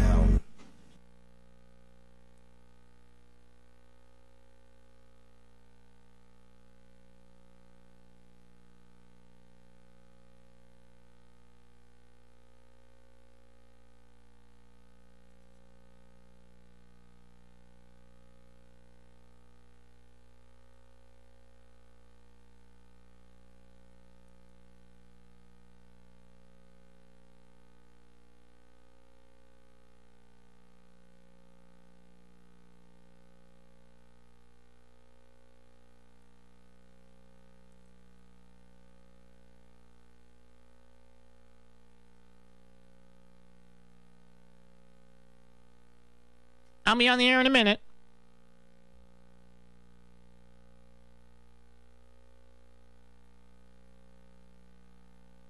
I'm talking to my dog, yo. Y'all have to wait. Don't worry, he's about, he's saying his salutations, and then I'll get back to my music. But y'all can chill. Yes, on the air. I'm telling these people I'm telling these people to chill. Is that okay? Can I say that on there? Yeah, exactly. See? All right. Larry's finishing a very important phone sex call. You can't hear Rob just laughing and giggling his ass off here. He is dying because you guys are just like, oh, where's my show? Don't you guys realize? Well, not only that, not only that, because again, you're my black brother. You are like you're like Shaka Zulu and Kunta Kinte combined. But also, it's just like reading Rainbow. Well, okay, I didn't mean it like that. Rob 4. He's 4. Yeah, they can only hear my half of the conversation, which is, I do sound like Sam from Quantum Leap. Yeah. Ghost. Yeah, great. Whoopi Goldberg comparison. You say that just because I'm black. No, but y'all don't understand. This is the flexibility of doing the format where I don't have background music and I can just talk. I could take a little break here. Let me take a breather, y'all. Let me talk to my nigga. Oops, can I say that? Am I allowed to say that? Rob, can I say that? No. Yeah. Yeah. I'd have to. I am in Atlanta. You're in Indiana, so you can't back me up. But anyway, Copy Fox is saying no fair, no phone calls during the last show. There is no phone call. Rob is not on the air. Antonio Pizza is not on the air. I'm not doing phone call interview type thing. Yeah. What? Oh man, what a terrible human being. But anyway, well, I better get going. If you want to talk to me on the IR Sizzle, look. Oh shoot! No, listen. Compy wrote some stuff. Bah, whatever, Rexy. Rexy's she's my error collector is yeah. But anyway, so Maze Dude, he called in on 74. Man, they're all the same, man. Of course not, but anyway. All right, I better go, bro. Get back to the stuff. Yo, but thanks for calling, man. So you keeping tabs on it, brother. I can't believe you remember that. All right, take it easy. All right, later. Oh, man, yo, that guy's a man. All right, yo. Oh, dang. All right.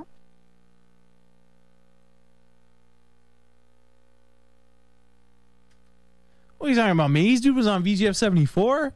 Oh, come on, Rex. You gotta give me a little, elbow room here. I mean, I can't get them all perfect. I mean, perfection only reaches a certain level. I mean, I can only be perfect in some ways, and then because I'm merely human, I can be imperfect in others. But anyway, you just heard one with Rapscallions. Once again, pick it up, soundclick.com/0NE, open parens, MPLS, close parens, .com.org.biz.gov.xxx. Yeah, Rapscallions, great flows. Chlorophyll, the man. I love his raps. Phil, don't ever change, dog. He nicknamed himself Chlorophyll. I mean, he punned his name, and I like it. You know what I'm saying? I mean, you can't hate on that. He punned it off the thing that gives that gives flowers their green color. I mean, and and grass and stuff. I mean, that's amazing. Chlorophyll. That's so witty and good. I love it. Anyway, yeah, we're moving on to VG Frequency 75, and we got a nice long one for you. I don't know. I mean, some people might be like, "Oh no, too long." So I don't know. It's somewhat hit or miss. If you have to think about it on that level, but it is from Binster. Check them out, AbandonedSheep.com. And it is good stuff. Binster always has a great slew of originals. This one in particular has some extensive voice sampling from a cheesy martial arts movie called The Dragon from Shaolin that, if I understand Martin correctly, he picked up at some bootleg store for like €1, something like that. It was a steal. I mean, what is that in America? What is that in American novel? Like 66 cents, something like that? I mean, this was just a cruddy, kung fu movie DVD. And really cheesy. Man, now I need a copy of it. See, I was talking about Ubik earlier, making me want to see 1984, which, by the way, was made in 1956, the movie. Thanks to Suzumi Bachi for that. But now Binster makes me want to see The Dragon from Shaolin, and this movie's a piece of shit. I mean, amazing. Anyway, this track is called The Guards Found a Dead Ninja. So already the title is great. McDonald's, I'm loving it, So, good beats, good power. If you're looking for some of that, you're looking for some of that hard techno, but also, very, like I mentioned, very sample intensive. Lots of cool stuff. That bitch. You have to kill the damn bitch. You'll hear all about it. I really think you'll enjoy it. Goes on for quite a while, but if you're feeling the energy here, you're really going to wish that it was twice as long because I'm really liking it. So, hopefully you will just the same. Let's go on with VG Frequency 75. Binster, representing the UK. Sony Cambridge, doing some good stuff on the video game side. One of our few pros over at Overclock Remix. Not as a musician, ironically, but still, you know, a developer, a professional, much like the Wingless, bins to represent.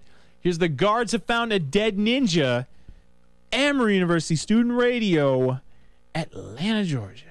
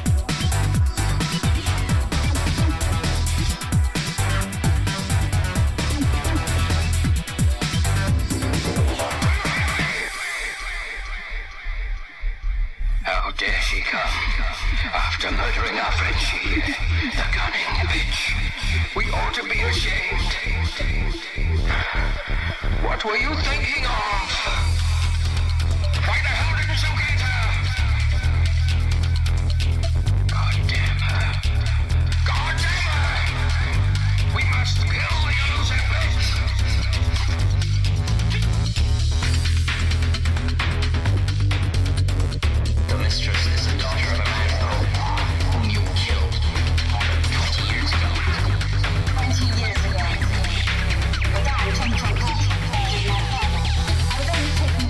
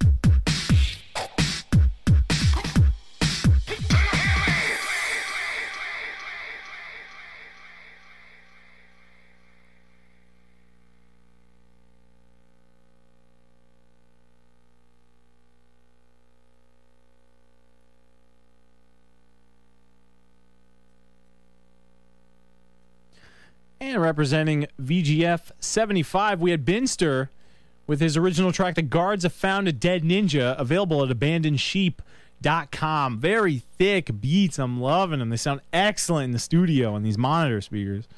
I mean, just thick, lots of power, and of course the song is funny. So I'm feeling it, Binster. Don't ever change, dog. You the man. I love it. And yeah, and other good news, like literally a few minutes ago, Antonio Pizza, who I was talking on the phone with, released the Lion Tamer sound pack. So that would be me. Larry Oji Lion Tamer. The Lion Tamer sound pack volume 1 of he and I, we had a phone call way back when that he has a recording of, and did a bunch of voice samples from me. Unbelievable. How many in there? 242 waves. Unbelievable. Well, no, I thank Rob a lot. My legacy of yos and bros and dope and tight, dopes and tights and hots. And yos, they will live on forever. I thank you. I thank you. So, oh man, I can't wait to check that out. That's going to be amazing. So, man, maybe I'll actually be like a real artist one day.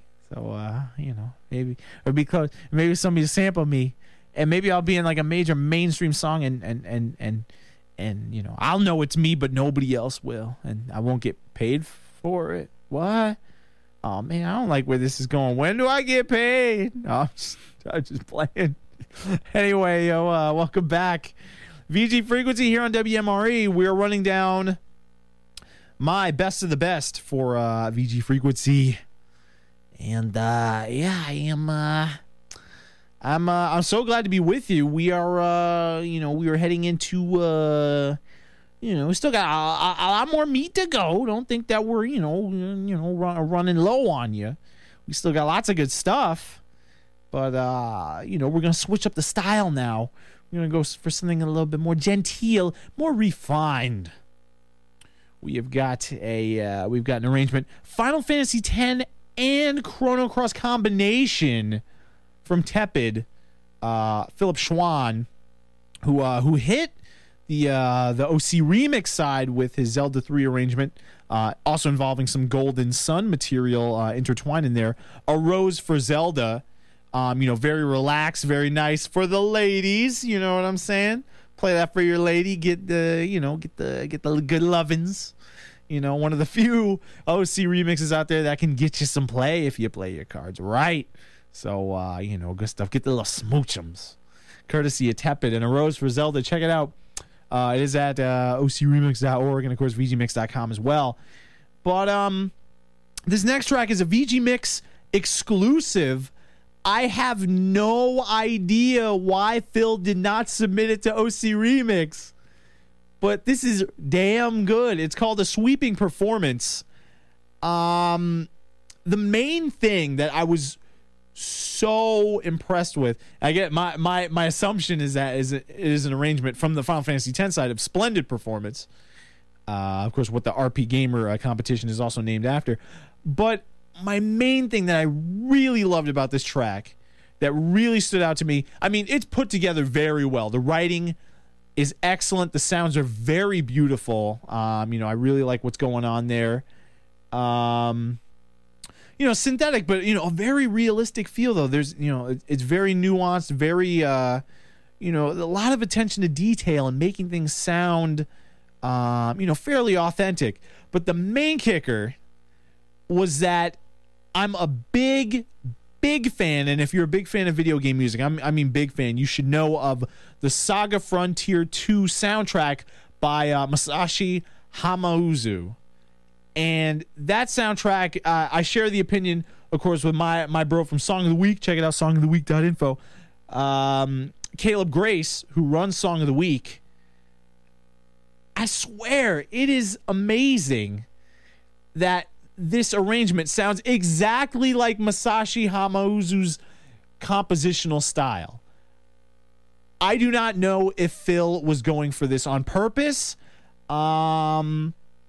He may have been, but it just seems like all the information that I had regarding Tepid's own comments about the song didn't lead me to believe that Saga Frontier 2 or Hamauzu were specific influences, but it's so authentic. I mean, if you claimed that the track was in the Saga Frontier 2 soundtrack, you would believe it. You would not know the difference. It's that good.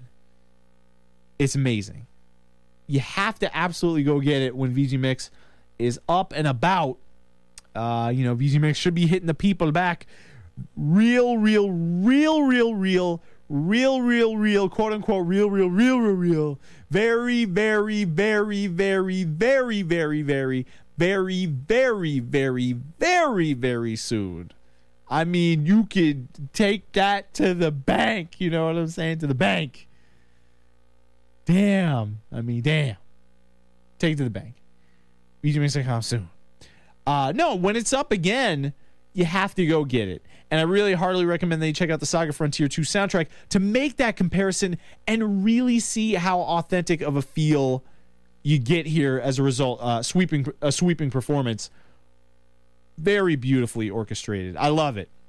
You're going to love it too. It's got some nice, woodwinds. It's got some beautiful piano, all that goes, all the ensemble. It is all good. Small orchestra. You will love it. So without further ado, let me give you Tepid. Available at VGMix.com. Final Fantasy X and Chrono Cross combination arrangement. Here is a sweeping performance.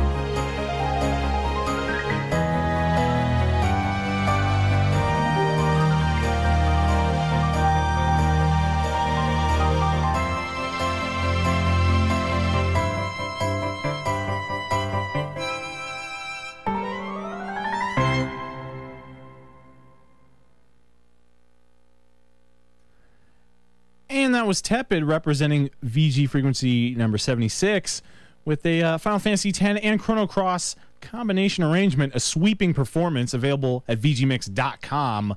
Beautiful. And then CHZ was listening and he's like, it is Hamauzu. It really is. I'm telling you. I'm not just saying it. I mean, amazing stuff. And I did like the little Chrono Cross, little piecey piece up in there as well. Good, good way to, provide some contrast and, slow things down a bit. Again, for the ladies. Come on, man. You gotta woo the ladies to this, just, I don't know, try and waltz with them or something like that, just, maybe kind of a half speed or something like that. Y'all could do it. Y'all have game, right? I mean, actually, if y'all are down with the video game music, you clearly have no game. But, oops, I'm sorry about that. Anyway, solid stuff from Phil. Submit that to OC Remix, dear God. What are you waiting for? Come on. Come on. Yeah, I love really being a jerk and pressurizing them. So that's good. But gotta submit that. We need that. I'm desperate. Yes, you'll hear me say that a lot. No, good stuff. We're moving on to VG Frequency 77 with Quinn Fox. Oh man, Quinn, solid.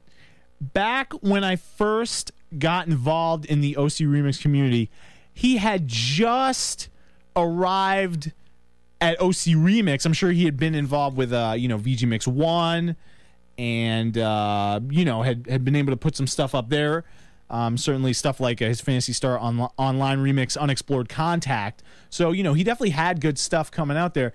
I remember his first Overclocked remix, also from PSO, and that was called Lobby Static.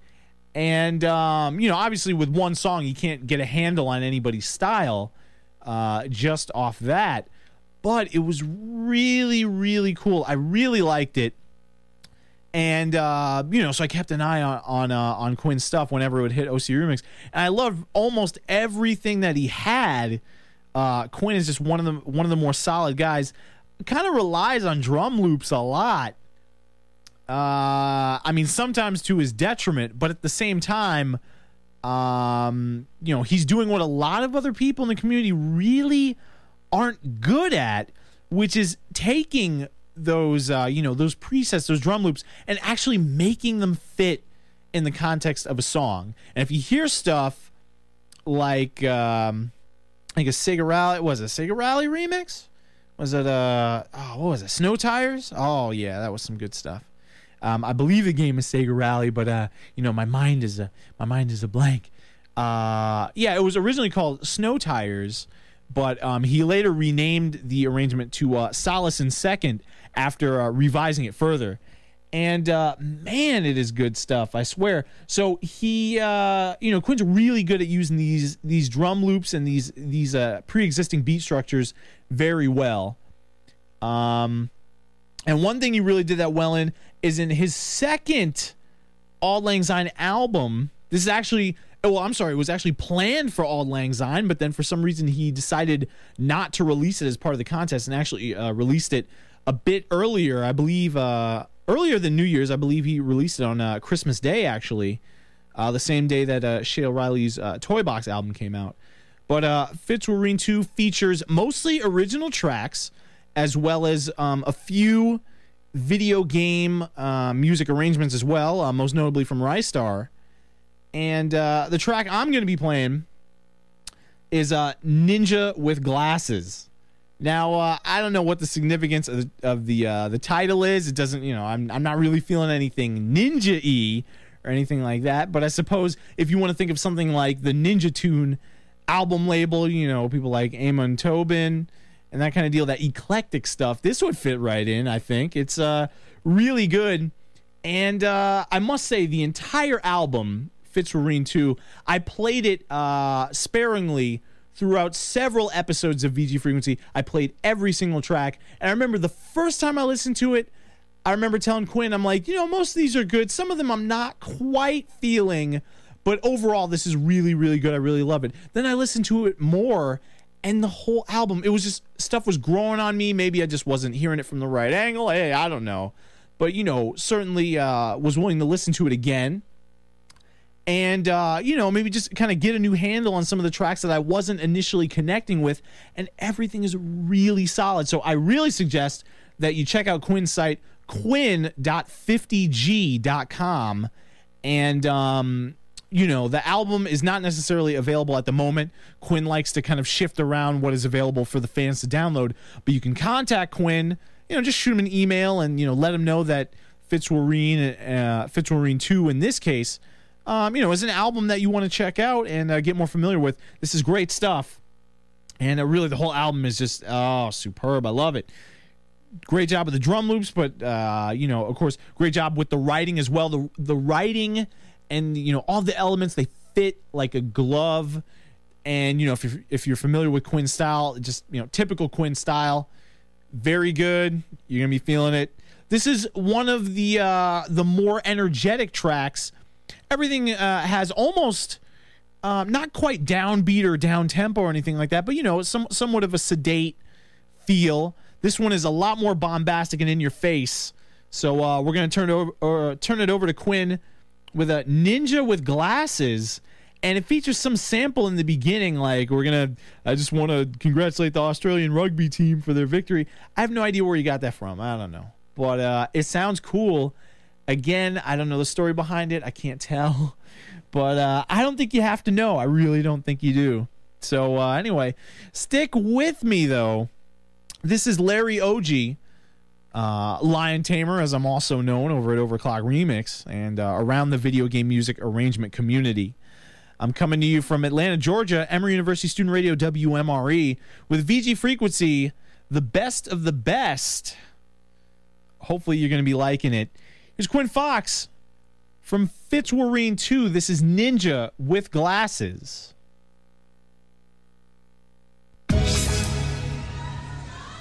This is a song for the Australian rugby team after their incredible triumph a few days ago.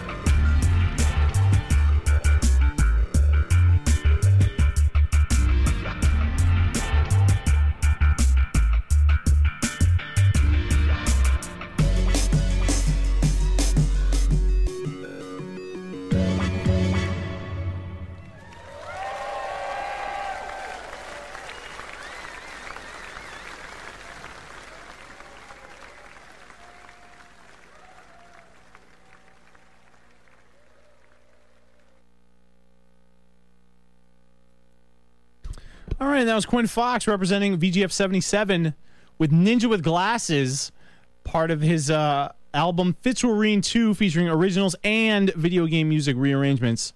Check him out once again, quinn.50g.com. Oh, Quinn, yo, you be doing it right. That's how the music's supposed to be made. That's good stuff. So, yeah, always good. Man, Quinn is solid, man. He be making that good music. Solace and Second, slick uniform, boss uniform, and all that kind of stuff. Good stuff. Red Run Green. I'm a fan of all that stuff, man. He's very, very good.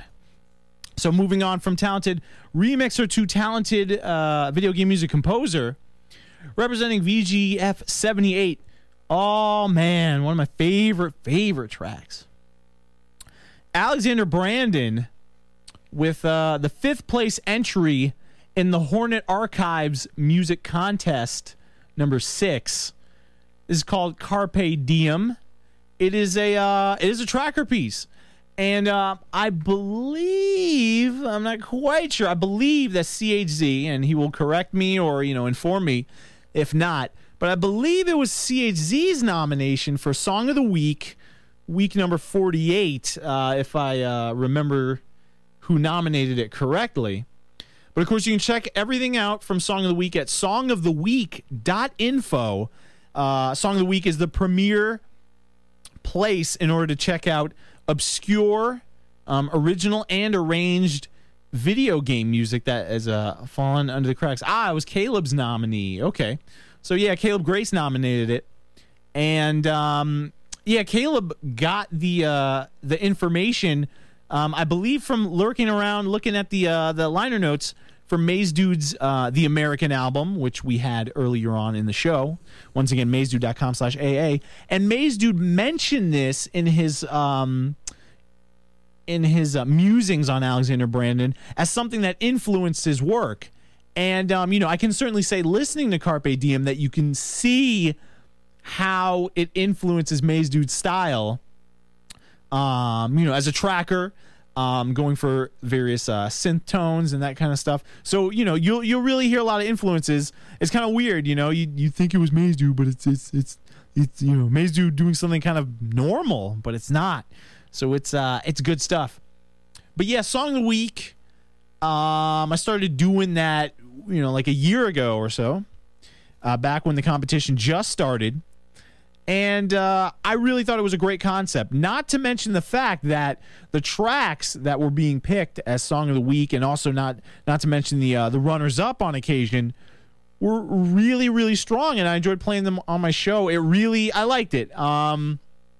I know as I got later on into my my tenure here on VG Frequency, I focused a lot more on the arrangement community's music and less on original and professionally arranged video game music that I happen to enjoy. So Song of the Week is definitely a valuable resource for me on the show, and definitely something that helps me expand my own fandom of original and arranged video game music. Certainly being a judge at Overclock Remix helps, although I was going in that direction before I ever joined the judges panel. But, Song of the Week really, really helps me be a better DJ and more knowledgeable about the stuff that's out there. And, for somebody that would like to, continue playing video game music on the radio on a professional level, it is indispensable in order to, see more tracks that are out there. Now, the unique thing about this particular track, Carpe Diem, is that one of the little nuanced rules of Song of the Week is that not only can you nominate stuff from original video game soundtracks or arranged video game soundtracks, but you can also nominate original and concept pieces that are created by video game music composers. So, that's another interesting rule that allows for some very selective and, very specialty nominations. Somebody could conceivably nominate something from Nobuo Uematsu's Phantasmagoria, something like that. Anything like that. A lot of doujins also, Japanese doujin arrangers, they managed to get through the cracks because some of them have composed for a game or two. and so their original music is fair game. So that is a very good rule. I like the rule. I was against it at first, but it's just like, hey, good stuff is getting nominated. I really, on the practicality route, I really cannot complain. So Carpe Diem, once again, it is a tracker piece. And Alexander Brandon originally released it under his alias of Siren. His tracker name, he kept that even after he became an official professional and, was getting his name out there. Stuff for like Unreal Tournament and whatnot. The piece is a 1999 piece, but it does not show its age. So you're really going to like it. I think it's a lot more different than, say, Unreal Tournament, even though, some of the vibes are the same, but, overall, a vastly different piece. I can't imagine why it only got 5th place. I checked out some of the other stuff, and it's good, but, just the catchiness cannot be beat. So, if you're looking for something from a great, legitimate, professional video game music composer, here we go. We're going to get it going for you. Representing VG Frequency 78, here's 5th place in the Hornet Archives Music Contest number 6. This is Alexander Brandon with Carpe Diem. So, kick back and seize the day and all that stuff. Good energy. You're going to love it.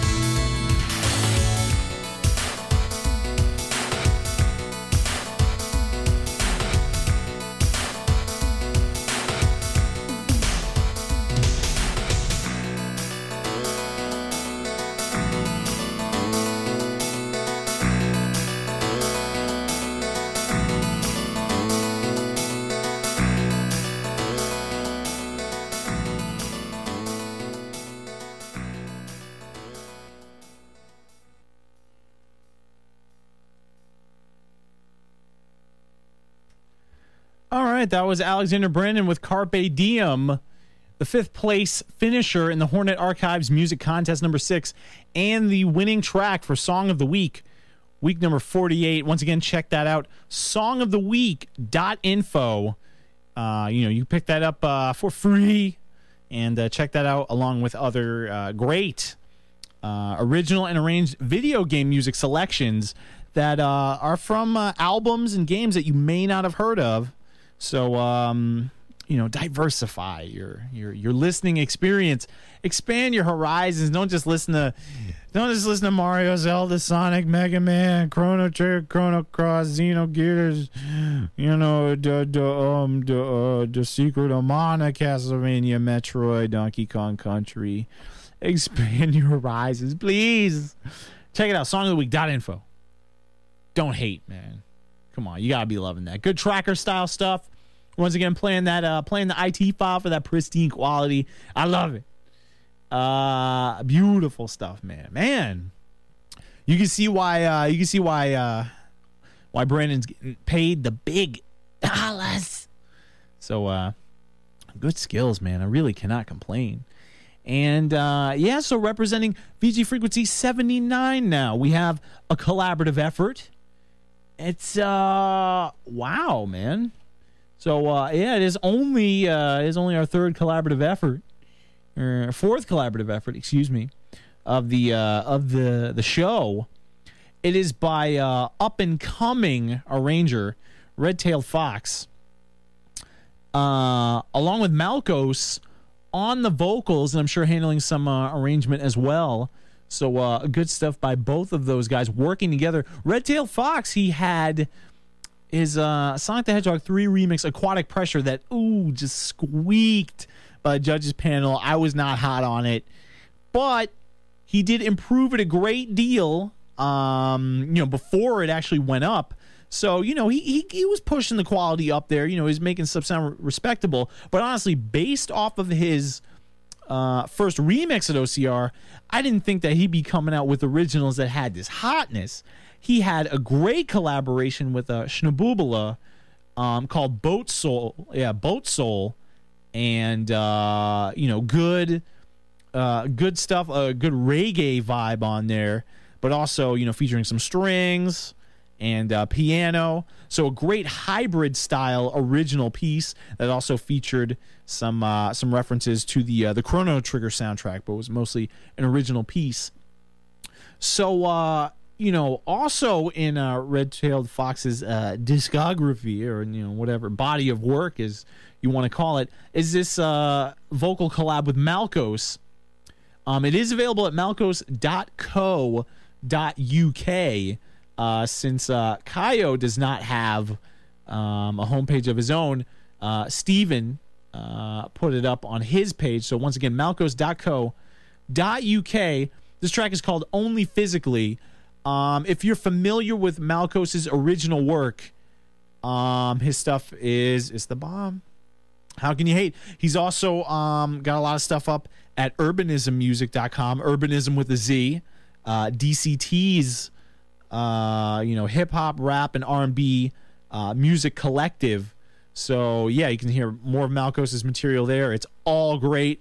And ironically enough, it's like his music quality, Malkos's music quality, got way better after he left the OCR judges panel. But it's not that he wasn't improving, because he had some good stuff, and you could see that development happening with his Street Fighter II remix, Wrestling with Double Bass, an arrangement of Zangief's stage, and a rejected mix, actually, that he had that I still have a copy of it, but it's not a public release, and that was a Street Fighter II remix of Sagat's theme called Throw Me a Tiger Uppercut. And when I first heard Throw Me a Tiger Uppercut, it had Steven on vocals, and I did not know that he sang at all, and it was so good.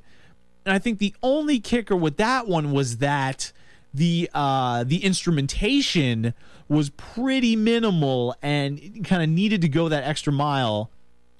But I voted yes on it. I thought it was hot, and but it was only just foreshadowing the great style that Malkos has been developing. His stuff for urbanism music has been absolutely incredible, and he had a great original album which is also available at his homepage called Back to Root, which came out very recently, and it is just a wonderful collection of songs of originals. There's some stuff on there like From A to Z, and I mean just a lot of other good stuff. You Be On Time. I mean, just a lot of great originals that are really catchy, and that, I mean, they all focus on vocals and whatnot, but there's still a diversity of styles. This one, I can't really peg a genre on it, but it is very, it still is very pop. I would love to hear this song with professional production, because, I mean, this is something that I could really imagine, actually, cutting through to the people and, hitting people the right way, where, I mean, it's just a great song. I love the subject material. Malkos always writes about women, and that's certainly no exception in Only Physically. So this is a track about how, I guess every man's dream, how he was with some chick, but he didn't really feel any deep feelings about her, so she's out the picture, you know what I'm saying? Like Yesterday's trash. And she's a stuck-up daddy's girl, so that's why he tossed her on her ass. So isn't that everyone's, fantasy, right? No. Oh, that's bad. Oh, you misogynistic men out there. But anyway, and also not to sell Red-Tailed Fox short, obviously his collaboration with Shnaboobala is another great example of how his own instrumentation skills have grown by leaps and bounds. Kaio is really, really, really, really improving tremendously, and his stuff sounds really authentic now. It is really, really impressive. So let's get to it. This is a great collaboration, in my opinion. Once again, it is available at malkos.co.uk. Red-Tailed Fox and Malkos with their original collaboration, Only Physically.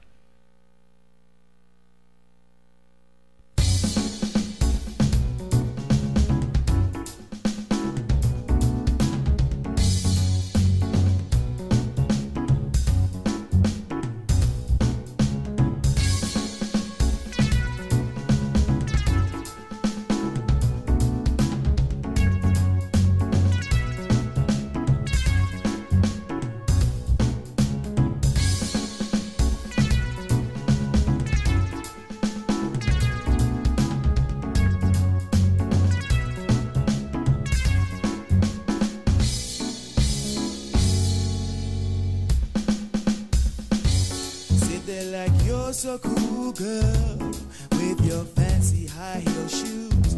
And I realize I want sugar and spice, 'cause you're anything but nice, giving dirty looks to any other woman who might happen to catch my eyes. And it's no surprise that you feel like you're wanting more out of this relationship.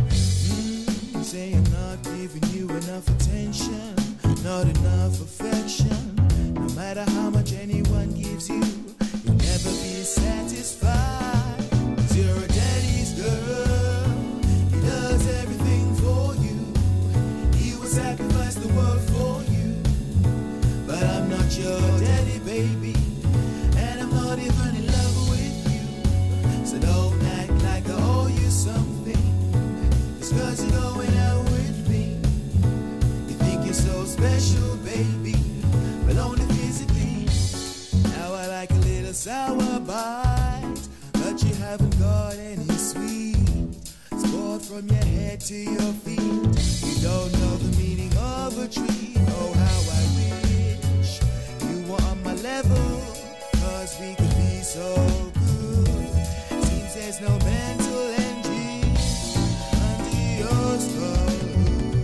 You bore me, 'cause you're moaning. I'm only with you, girl, 'cause you make me horny. You're a daddy's girl, he does everything for you. He will sacrifice the world for you. But I'm not your daddy, baby, and I'm not even in love with you.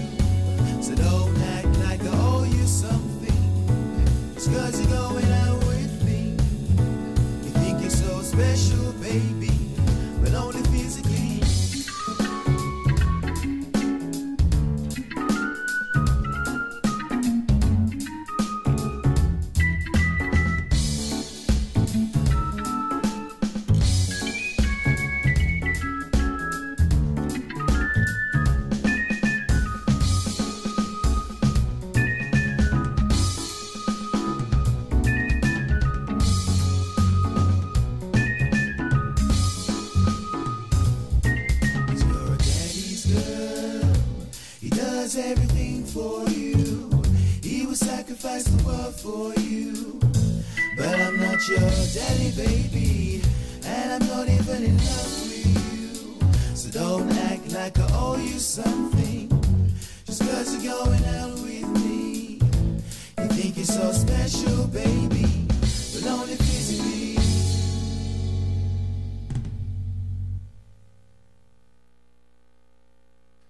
All right, yo, Red-Tailed Fox and Malkos, great original, only physically.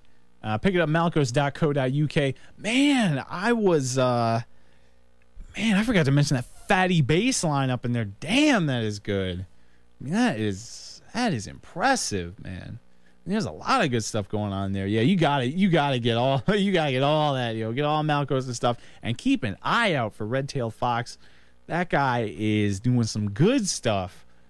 He's got some issues with notes. Like, his writing can sometimes be really wonky and lots of wrong notes and all that. But I mean, he's learning. You can't hold it against the guy for trying new stuff.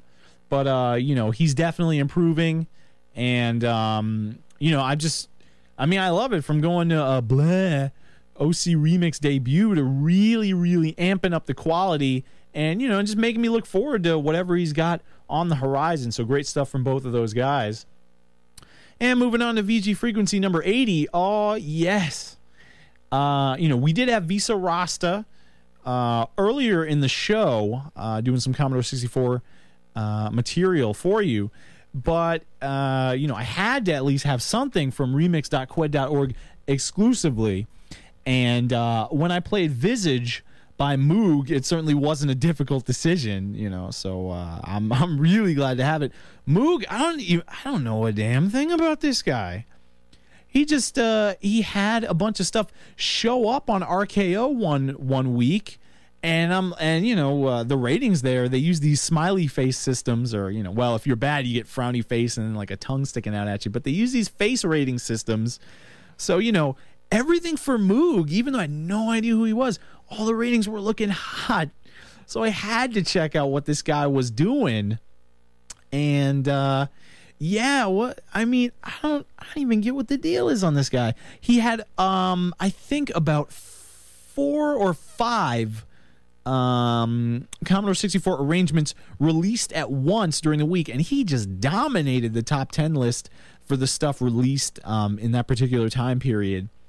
And Moog, as far as I know, I have yet to see him arrange anything that comes from an actual Commodore 64 game.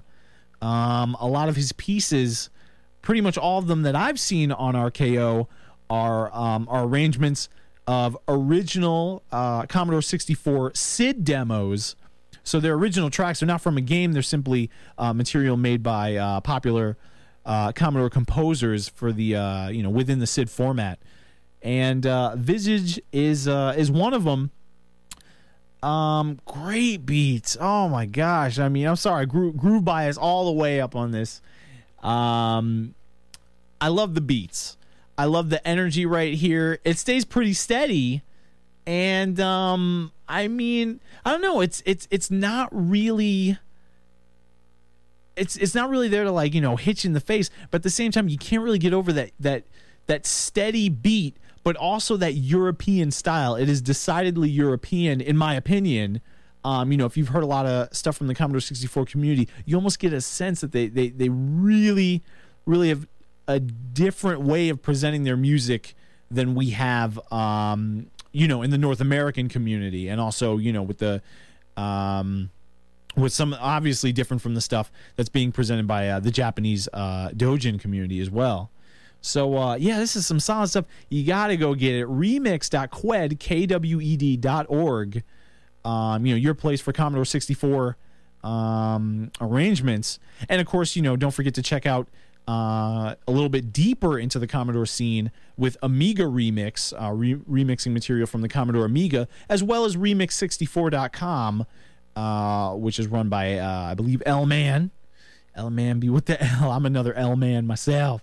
So, good stuff. Popular C64 remixer L-Man, who is, the dog.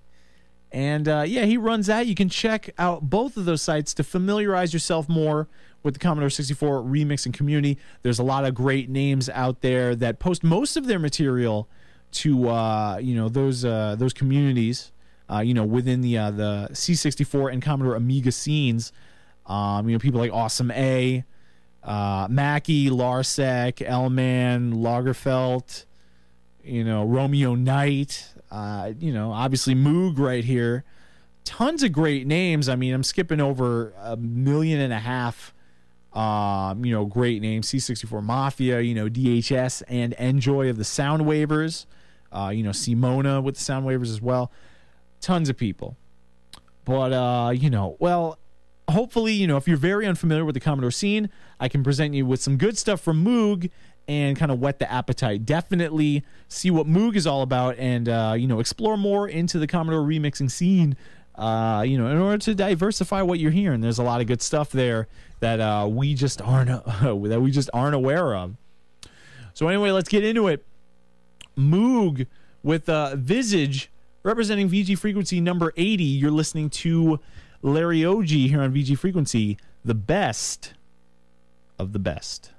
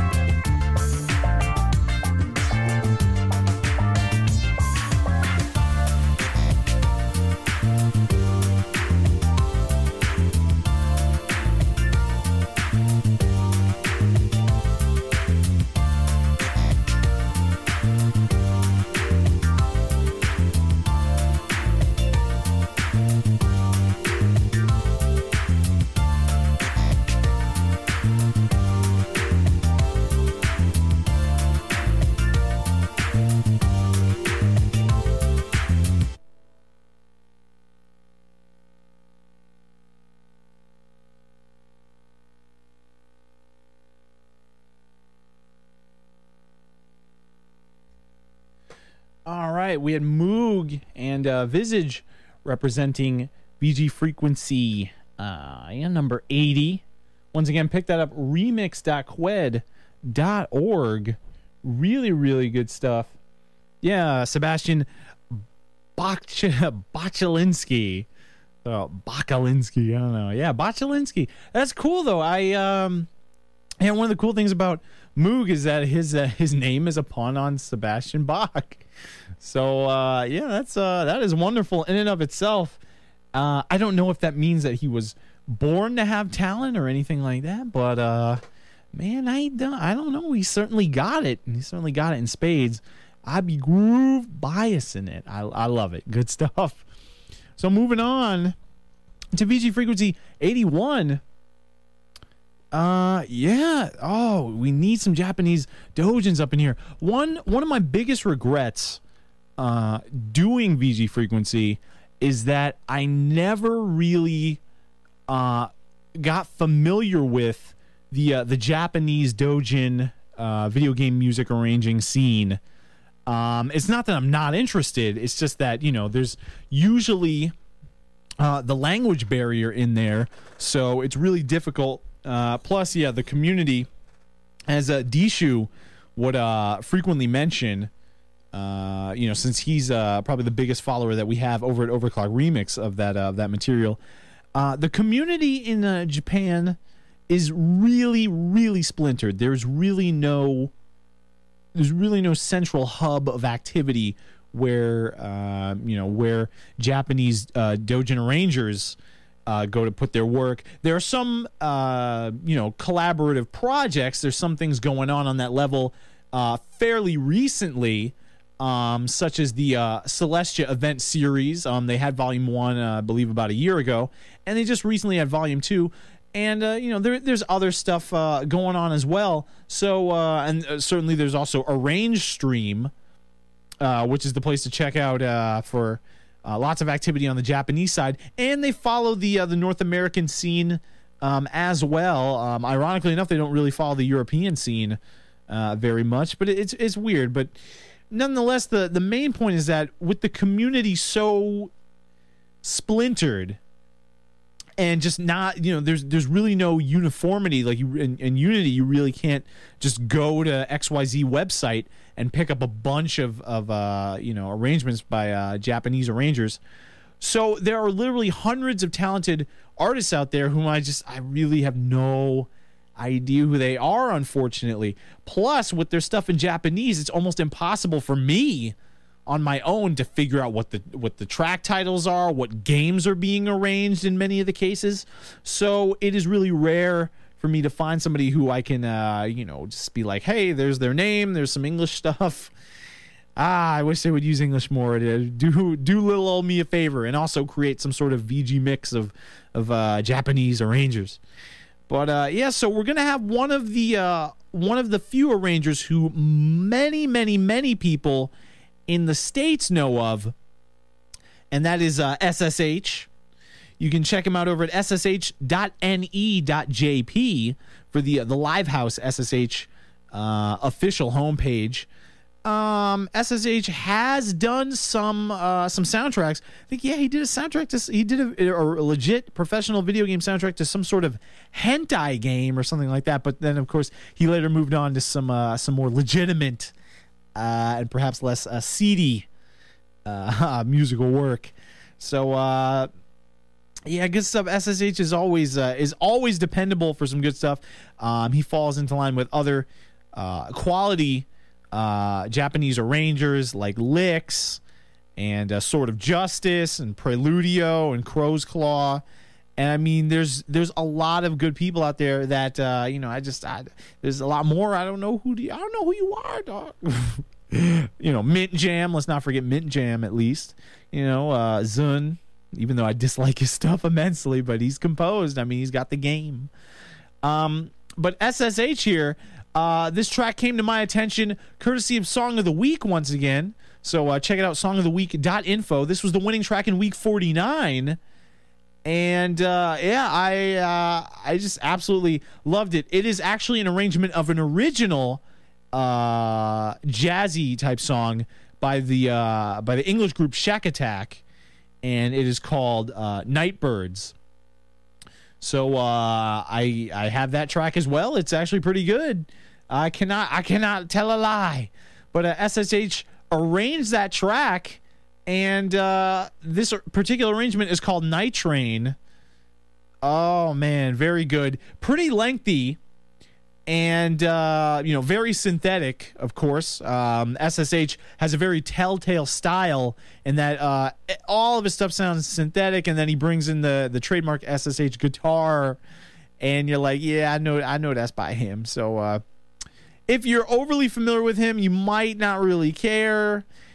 I don't really think that should be the case because the arrangement is very intelligent, and the track, for being so long, really develops in a very gradual, calculated way in order to really maximize the how long he could stretch the ideas out. So it's great. It's a pretty long track. Hopefully you will be enjoying it. And I must say that some of the guitar comping later on in the track to keep things fresh, oh man, that stuff is absolutely brilliant. What can I say? This guy's the man in the Japanese scene for a reason. And of course, you're going to see why. Once again, an arrangement of Shack Attack's Nightbirds, which I heartily suggest that you pick up as well. Here's an oldie but goodie from SSH, winner of Song of the Week, Week 49, and representing VG Frequency 81, Night Train.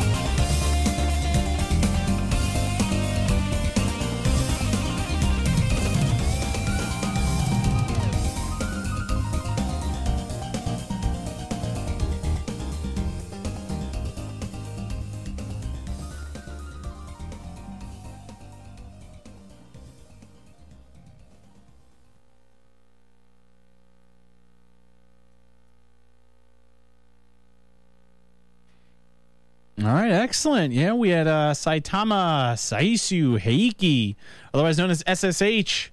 You can check out the Livehouse SSH homepage over at ssh.ne.jp. That was SSH with Night Train. Winner of Song of the Week, Week 49. Once again, check out that track along with the runner-ups and other great original and arranged video game music that is underappreciated over at songoftheweek.info. And oh yeah, good stuff. I be liking it. I be liking the I like the jazziness. I'm telling you, very very stylish. And able to take an idea and just really run with it.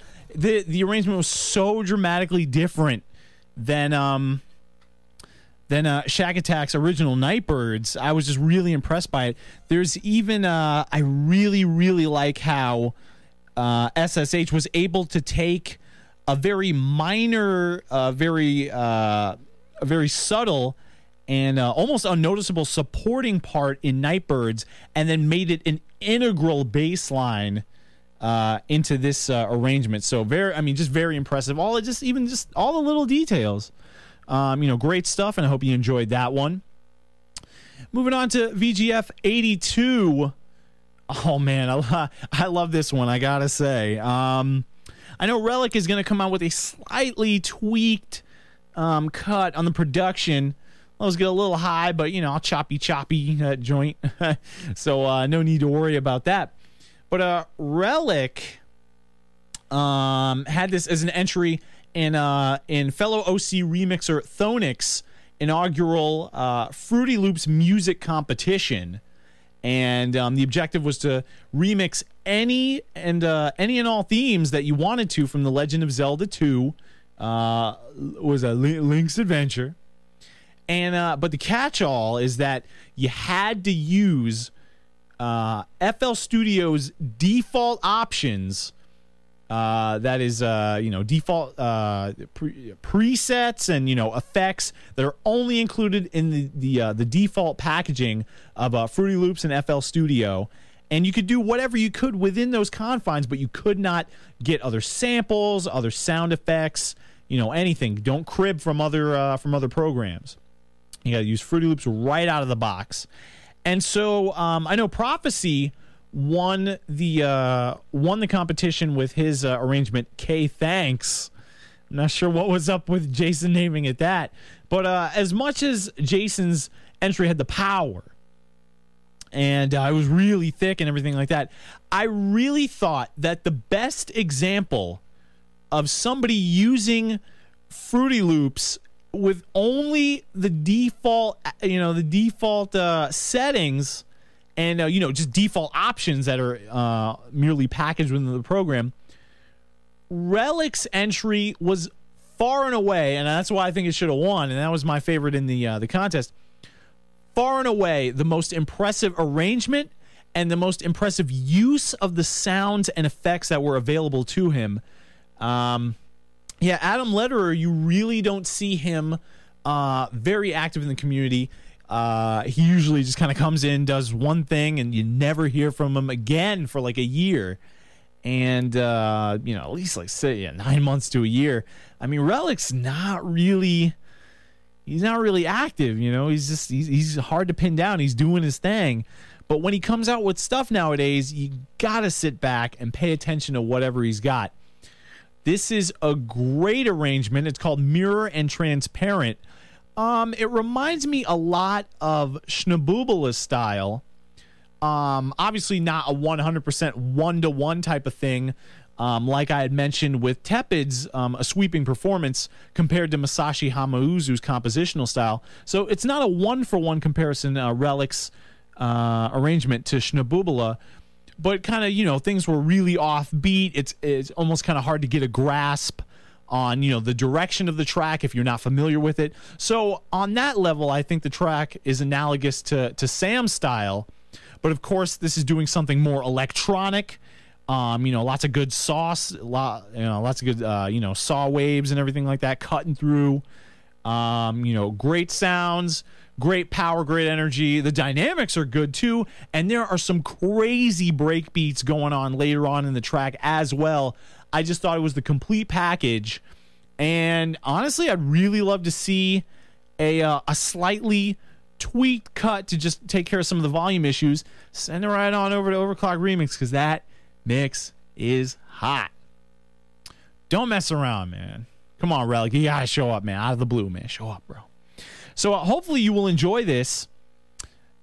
Is representing VG Frequency 82, but please stick around. We've only got a few more tracks to go. We've got Rexy and Grey Lightning coming up with some collab material for you. We've got Russell Cox from Chrono Symphonic, and we've also got Shale Riley and a bonus mix from my man Flick to close us out the right way, the VG Frequency way. So, certainly don't go anywhere. This is Larry Oji coming to you from Emory University Student Radio, Atlanta, Georgia. Let's put it over to Relic with his Legend of Zelda 2 arrangement, Mirror and Transparent.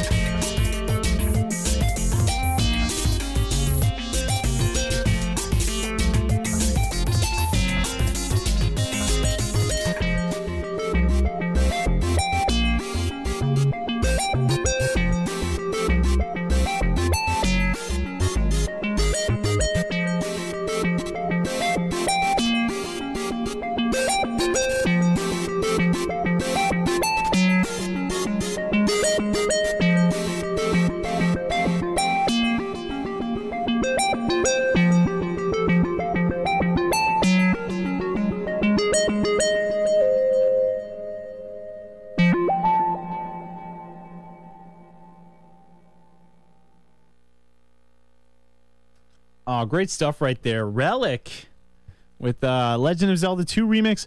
Mirror and Transparent representing VG Frequency 82 Oh, I'd be loving that. Oh, good stuff with that. Beats, action and beats. Don't even play. All right, you're representing VGF 83. We've got our final collaborative effort for the show. Rexy, Bev Wolf, and Gray Lightning. Gray Alexander with their Castlevania Circle of the Moon collaboration Times Anxiety. It is available at ocremix.org. It's like super supremely remastered, refurbished, uber super sausage cut. So, super sausage and cheese. I mean, I don't know. I'm just making stuff up. That's how good it is. It was originally part of one of Splendid Performances rounds. I do not remember which round, and so Bev's going to be like, oh my gosh, it's XYZ round. So, of course, she's going to, murderlize me for that. But Rexy, was able to, place well with this one. What was it, like second place in the competition she was in? I hope so. If it wasn't, I remember hearing the first version. Actually, I first noticed it when it came off VG Mix. And I thought the writing was really, really good. I mean, the energy is good. I love the kind of the bell tone-ish type stuff going in there. I love the feel. I love the atmosphere. And shortly after it was posted, I know Bev had linked to the original MIDI file that she wrote of the arrangement. And I gotta say, I know Gray Lightning, he does a lot of collabs, and honestly, Gray, in my opinion, when he does a lot of these collabs, having Gray involved can really mean the difference between good and great execution. So, obviously Gray's contribution to the track was really important. He added a lot of added and changed and refined a lot of the instrumentation involved, provided some additional embellishments and worked that production. But I must say that after checking that MIDI out, Rexy wrote some hot ass shit. And this is a remix of something that is arranged fairly often in the sense of Castlevania and the Castlevania series being remixed, which is Clockwork. Certainly a great theme. Dwelling of Duels had their first specialty competition simply based on arranging Clockwork. So, it's definitely an important theme within the arrangement community. But Bev really, really, you could hear in the MIDI how she really had a lot of the ideas down pat already. And Gray was more of like a finisher. Obviously, again, added to the arrangement and, did a lot of important things. But Bev already had that foundation in there, which is why this mix is so quality. And, I know sometimes with Gray, he's a judge and he's got a lot of his own solo material that is so standout and, new agey and very well done that, if Gray gets involved in a track, sometimes it can just be like, oh, great job, Gray, and whoever, whatever was in there. So, whoever might have been in there. But really, Rexy deserves pretty much, like the lion's share of the credit for making this click. And, obviously Gray put it over the top and really made it work for, that OC remix quality, really fleshing out the sounds, giving the track a lot more body, and, kind of making the instrumentation a little bit more sensible and nuanced. So, this is really a great team. I really love what they were doing. It took Gray about 7 months off and on to finally knock this arrangement out and really, put the finishing touches on that production. And I would know because I helped them along the way, at least, just with some criticisms that I had and just, giving a third ear and, just trying to give some outside perspective. So I've been with this piece as it came along. And I must say, I've been waiting for quite a long time on it, and I'm really glad that it's finally out there. It's certainly a piece of writing that Bev can really be proud of. I think it really represents a step up from her previous material. I'd really like to see her, continue to bring it on this particular level. And Gray, of course, you can consistently count on him, if you're ever feeling that, something might be shaky, or, you might want somebody to really hook it up at their best, Gray is absolutely the best assister, bar none, in the community. So really, once again, great team, good stuff. You're going to enjoy it. This is a lengthy track, but, it's very well orchestrated. Things sound pretty nice and flow very well. And you're going to like a lot of the subtle dynamics in here. And, of course, things do get a little bit more bombastic near the end. So, keep your ear open for that as we hit you with some great orchestration flavor. All right, so let's get into it. VG Frequency 83. We're in the home stretch. So, stick with me now. Don't go nowhere. You're hooking up with Larry Oji and the best of the best. Now let's go over to Time's Anxiety, Castlevania, Circle of the Moon.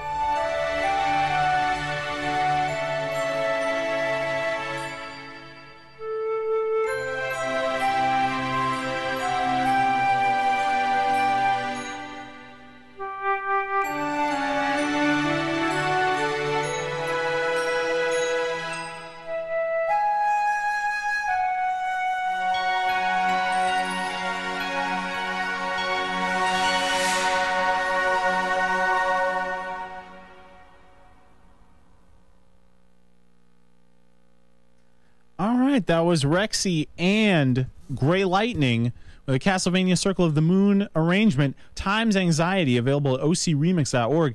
I did not know that you could go for gothic, but go really upbeat with it. I don't know. It's like the sounds they're not the atmosphere is kind of gothic. I mean, you can feel how it's like that, but or some other fake, musical buzzword where I don't know the meaning, like, Baroque or something like that. I wouldn't use it like that, but it feels kind of gothic, but at the same time, the sounds are very light and upbeat, and there's there's a xylophone in there and all that stuff. It's weird, but a great hybrid of styles there, and, definitely very well pulled off by that duo. Great stuff right there. So, I hope you enjoyed it. We are right in that home stretch, representing VG Frequency 84, the Chrono Symphonic episode. I actually really only got the chance to listen closely to Chrono Symphonic when I was doing the show for it. I had heard the album and made note of what I felt stuck out. But, I really didn't have a chance to really just sit down, listen to everything track by track, and feel how, everything flowed and really take in the energy of the track. It was a very ambitious project run by Clado Shao, otherwise known as Andrew Triplett, which you can check out over at chrono.ocremix.org. And I thought it was just a very, very well put together project. More in the writing than in the realism of the orchestral sounds. I know Compy Fox, who I talked to recently about the album, did a sweet job on the engineering.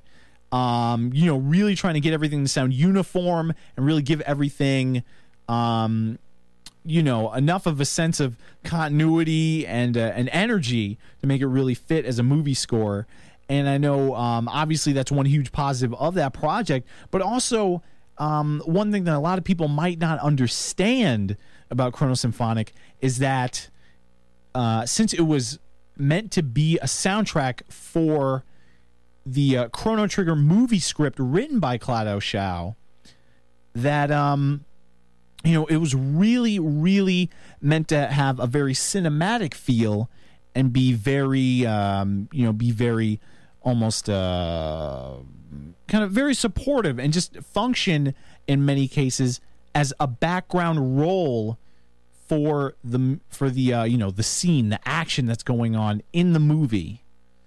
So, personally, I really liked everything right there. It really worked as background music, as really setting a scene, letting the events unfold, and kind of guiding you through the events that were going on. And this is me making that assessment even without fully reading the script. And it's not that I'm just making some wild out call or anything like that. If you check out the soundtrack, the writing really, really does carry that cinematic feel, that cinematic, that cinematic emotion. There are a lot of points where things are upbeat. There are a lot of other points where, maybe something starts upbeat and then ends with something very, very tense. What the hell? What is that? Fax machine? Whatever.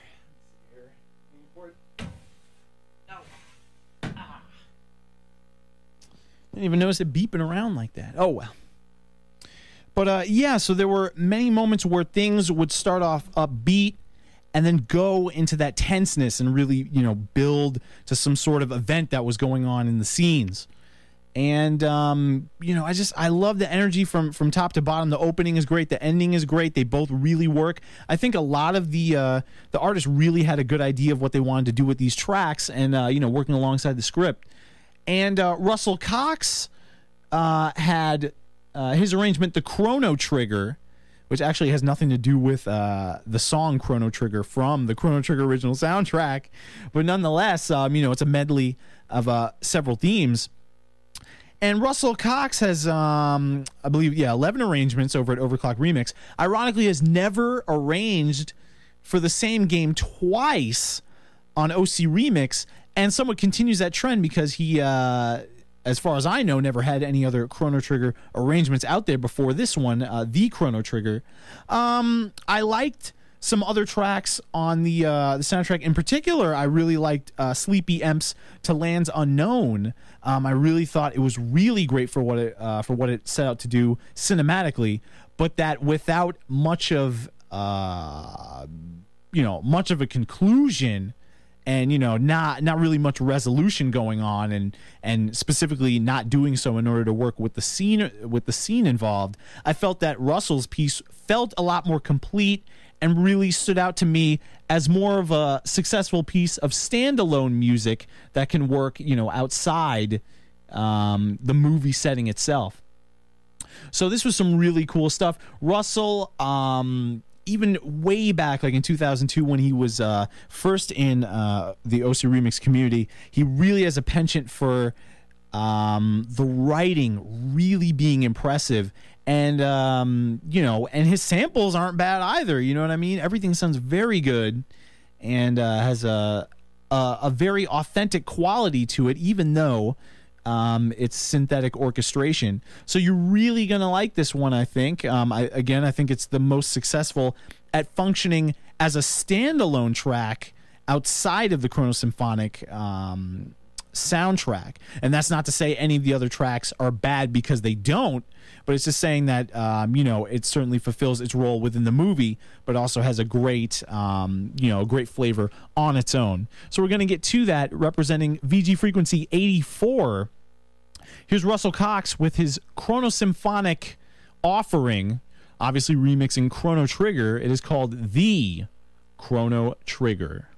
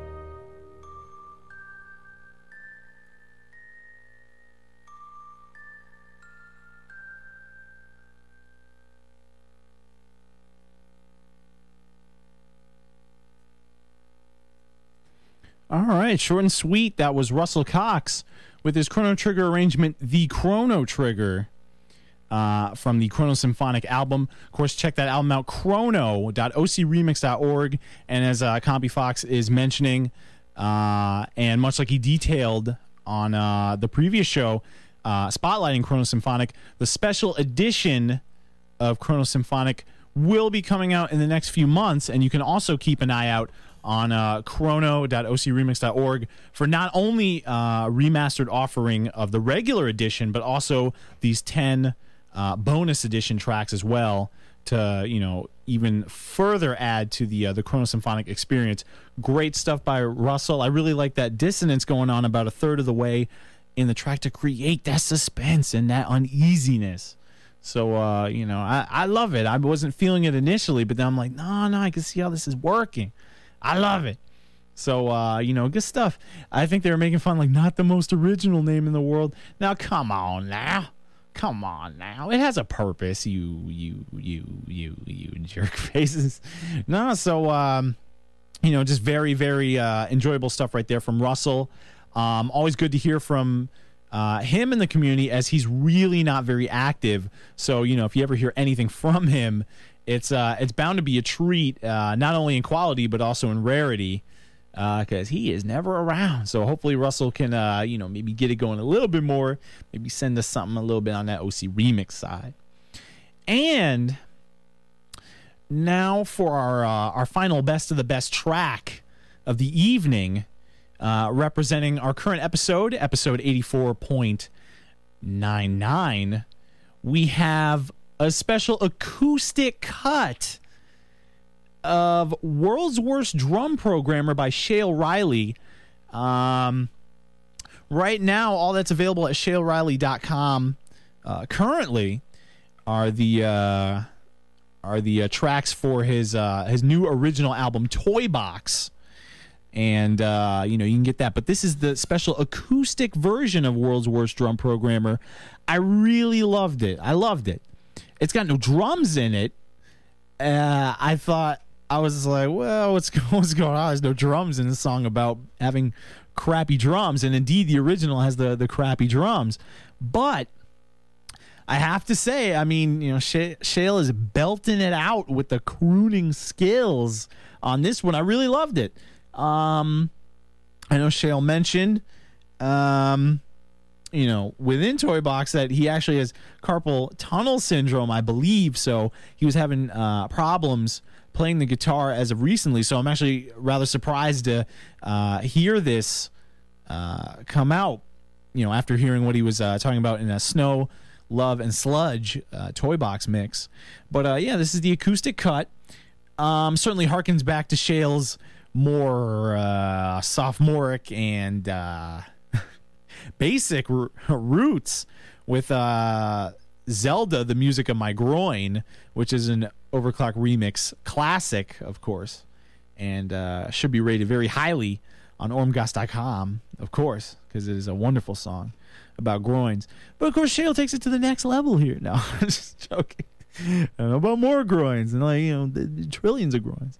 No, Shale is just really, really talented. I was talking to him relatively recently on the show about how he's really been getting into the nerdcore style of music. And honestly, even really back before nerdcore had a name, has something to really symbolize and quickly represent what it was all about. Shale was still doing that kind of stuff.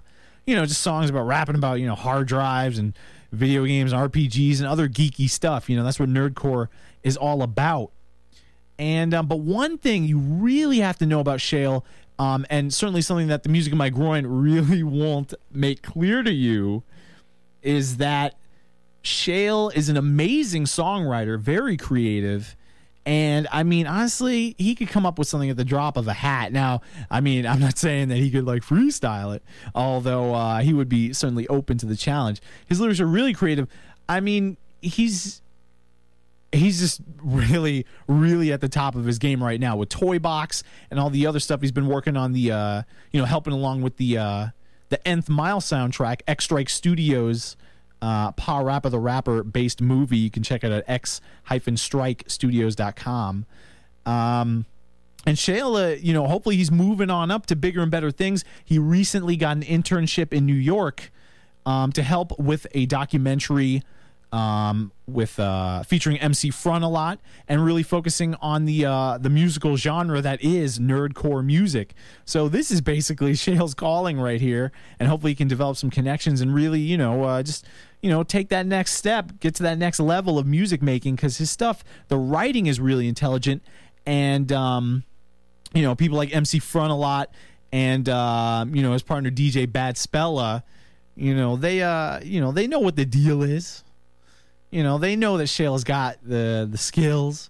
So hopefully it'll translate to some further success down the road for Shale and really putting his skills to good use, as he's quite the musician. And honestly, given how purposefully, nerdy and immature his songs can sound, someone that's greatly, in my opinion, underestimated in the community. Hey, someone's got to make tracks like these, and if they're going to make them, they got to make them good. So, we're going to have our last Best of the Best track right over here. Let's bring it to you. This is exclusive. If you want to get it, you can feel free to mail Shale. Once again, check it out, shaleriley.com, and, you can contact them immediately and get this track so that you have that hookup and that it is on your computer, your laptop, your iPod, or, whatever music player of your choice you would want to use. So definitely pick it up. I think you're gonna like it. There are no drums, but I think the singing is great. I like the I like the guitar action, and those are the only two elements, but they're done really, really well. So let's get into it. Here's World's Worst Drum Programmer Acoustic, courtesy of ShaleRiley.com, closing us out for VG Frequency, episode 84.99. Stick around after this. We've got some great bonus material to close us out from Flick. We are almost done, though, so I thank you so much for staying with me. Larry Oji here on Emory University Student Radio, WMRE.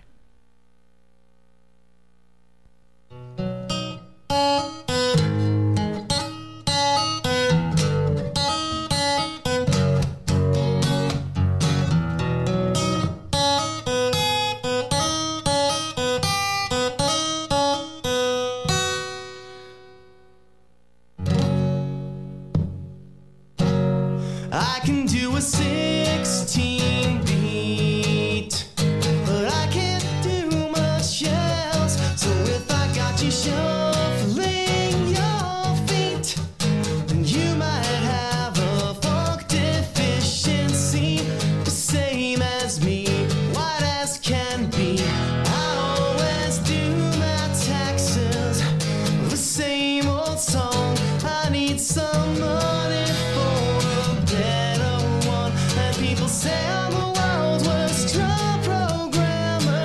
I'm bad at math, but I'm good at grammar, and they don't post my remixes anymore. I can feel the world closing Sundays when I'm restless. If you could see the shape I'm in, then you might have a hope deficiency. You're just like me, bright as can be. I'll let the sun come shining into our hands until we're buried, gone and very dead. And you can tell I'm the world's worst drum programmer. I sing off key, but I've got good temper, and they don't post my remixes anymore.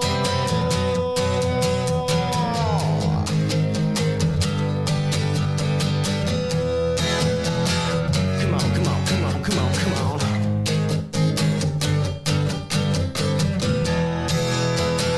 Come on, come on, come on, come on, come on.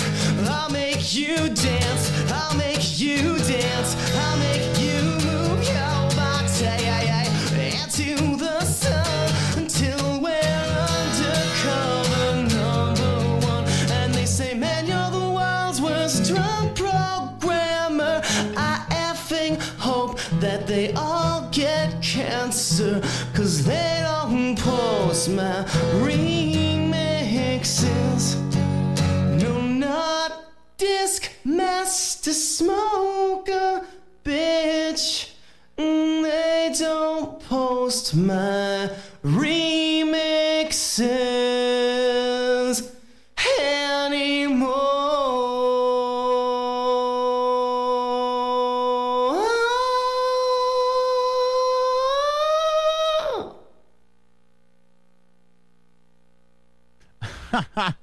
All right, yo. We had Shale Riley, nice ending right there with the acoustic version of World's Worst Drum Programmer. Check Shale out, shaleriley.com for that hookup, beg and plead. You need to go get it. So hopefully you will go get it. I really hope you enjoyed it. Well, we've come to the end of the show. We've got some good bonus tribute stuff, which I'm very appreciative for from Flick that we're going to be having to close out the show. But we've reached the end, and I'm just glad. I know about 6 months ago when I thought I was done with the show for good. I won't lie, I was really appreciative at the fact that I could move down to Atlanta and continue doing the show. And, because I always felt that there would be, more good music to come out and, that I would do a good job of spotlighting it. And, I certainly hope I've done that for you guys during my extra time here. I really consider this last season to be something that's really just it's more of a bonus. And certainly not that I don't feel sentimental about ending the show and finally hanging it up for good, but I've been through the finale farewell before, and I already know how it is to stop doing the show and think that it's all done. So I just got to thank everybody that supported the show. There are really way too many people to list by name. And, but everybody that helped me mirror the show, that helped spread the word, that helped make bumpers, that provided me exclusive material to play on the show, that called in for interviews, that just called in to, bullshit around on the air, just the people that hung out in the chat room and all that, people, just everybody's listening to the show. I just thank you so much for your support. Really, when I started the show back in 2003, I already felt I had to focus. I'd been doing the format for quite a while, and I really just wanted to bring more attention and respect to the music that comes out in the video game music community. And that's not just original music, of course, and stuff professionally arranged, but also the stuff that's going on in the amateur game arrangement community, because there are a lot of artists out there. It's just like any underground community where there are a lot of artists out there who really have the skills and the talent, but literally just don't have the exposure. And while my show isn't creating any multimillionaires, it's at least providing the fans of this community, just a lot more information and knowledge about the goings on.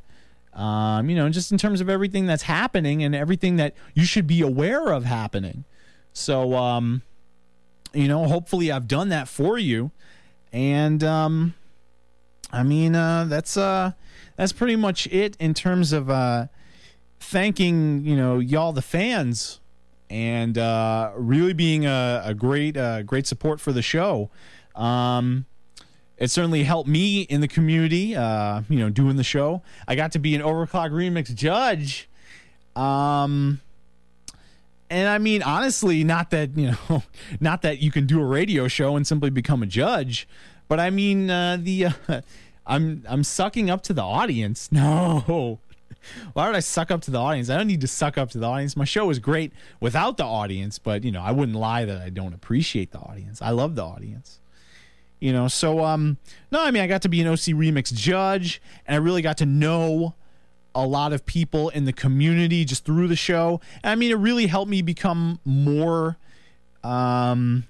not just more choosy and more demanding for the type of music that I listen to, but at the same time also a lot more open-minded and just appreciative of a lot of genres out there. I always considered myself a very open-minded person in terms of music, but still, hearing stuff, I don't know, hearing something like Mackie do a remix in an Irish style, like with his Artura mix, that stuff I don't really hear. So it's always good to get a new perspective on things, via stuff with a something that I'm not used to. So I've always been grateful for that. But CopyFox wants me to pimp the VG Frequency torrents. You can always go to studio-copyfox.de and get more information on that. You can hook it up over at Studio CopyFox. And Roland has the torrents going for VG Frequency episodes. So, of course, y'all can, tune into, this one and pick up other ones and hopefully find music that you like. And, yeah. I think the thing, certainly I'll miss a lot of, Larry open-minded? What? Yeah, of course. Hey, you don't get where you are being closed off to everything. Let's see. What am I going to regret not doing with this show anymore? Well, of course, just spending my time organizing the playlist. I don't know. I felt I got really good at that as time went on. And I mean, I don't know. I certainly hope that my involvement and interest in the community doesn't scale back dramatically because I'm not doing the show. I still like to check everything out. I was still doing it before I did the show. And I'll certainly miss talking to the people. One thing that you really don't get from just hanging out in the community, you might get it a little bit from these meetups, but you don't really get it in the meetups either, is just being able to talk to these people one-on-one, person to person, about their involvement in the community and just, how they're doing, and, talk to them like real people, not just somebody on the internet. So, I'll certainly miss that. I'm kind of to myself, so I don't really go out of my way to call people on the phone or anything like that. So, I mean, certainly I'll miss that aspect of the community, being able to talk to, XYZ Remixer and Suzumi Bachi is saying, you know. Well, you do know. And just being able to just associate with them on a more, personal level and, kind of cutting through some of the community drama and crud. And we've had our fair share of that.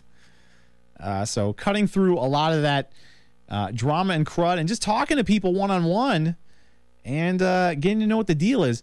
And really, how many people in the community can say that they've talked to as many people as I have? So you can't really say that. Anybody really does that. So hopefully, somebody else will carry on and I don't know. Hopefully, just do a good show, similar in the vein to VG Frequency. I certainly hope that somebody goes out there and really tears it up and tries to do maybe something not completely the same, but something that's just comprehensive and attempts to be professional and tries to take the music seriously, even if the DJ doesn't take themselves seriously. So I guess I follow in that tradition of Super Radio X, where I was the place to be for a while, and hopefully there will be some other new place where y'all can congregate and chill and talk about the musics and enjoy each other's company. So, that's pretty much all I can say. Once again, I just thank y'all so much, for listening in and being with me, whether it was one show or every show or, somewhere in between that gaping amount of shows. I just appreciate it, and I'm going to miss it. But thanks so much for tuning in. This is Larry Oji finally signing off. Here for VG Frequency, Emory University Student Radio, WMRE, Atlanta, Georgia. We're going to take it to Flick, and Chris Serrani hooked me up. You can check him out, vagstudios.com. And Flick hooked me up with a lunar Silver Star Story arrangement called VGF The Final Voyage. So I like it. I thank Chris a lot for putting it together and just, sending me off the right way. And damn it, I'm really just going to miss this show. So thank you so much for being here. Let's turn it over to Flick for VGF The Final Voyage. And I tell you, thanks so much for tuning in.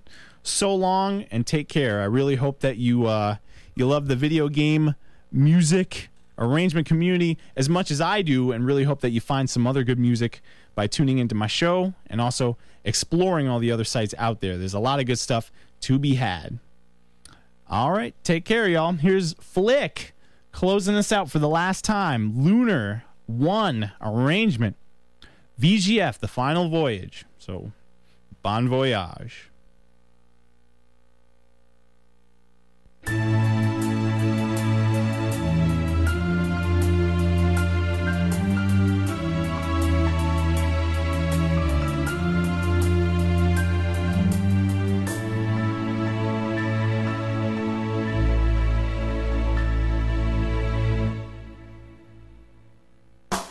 Wishing on a show that seems far off, hoping it will air tonight,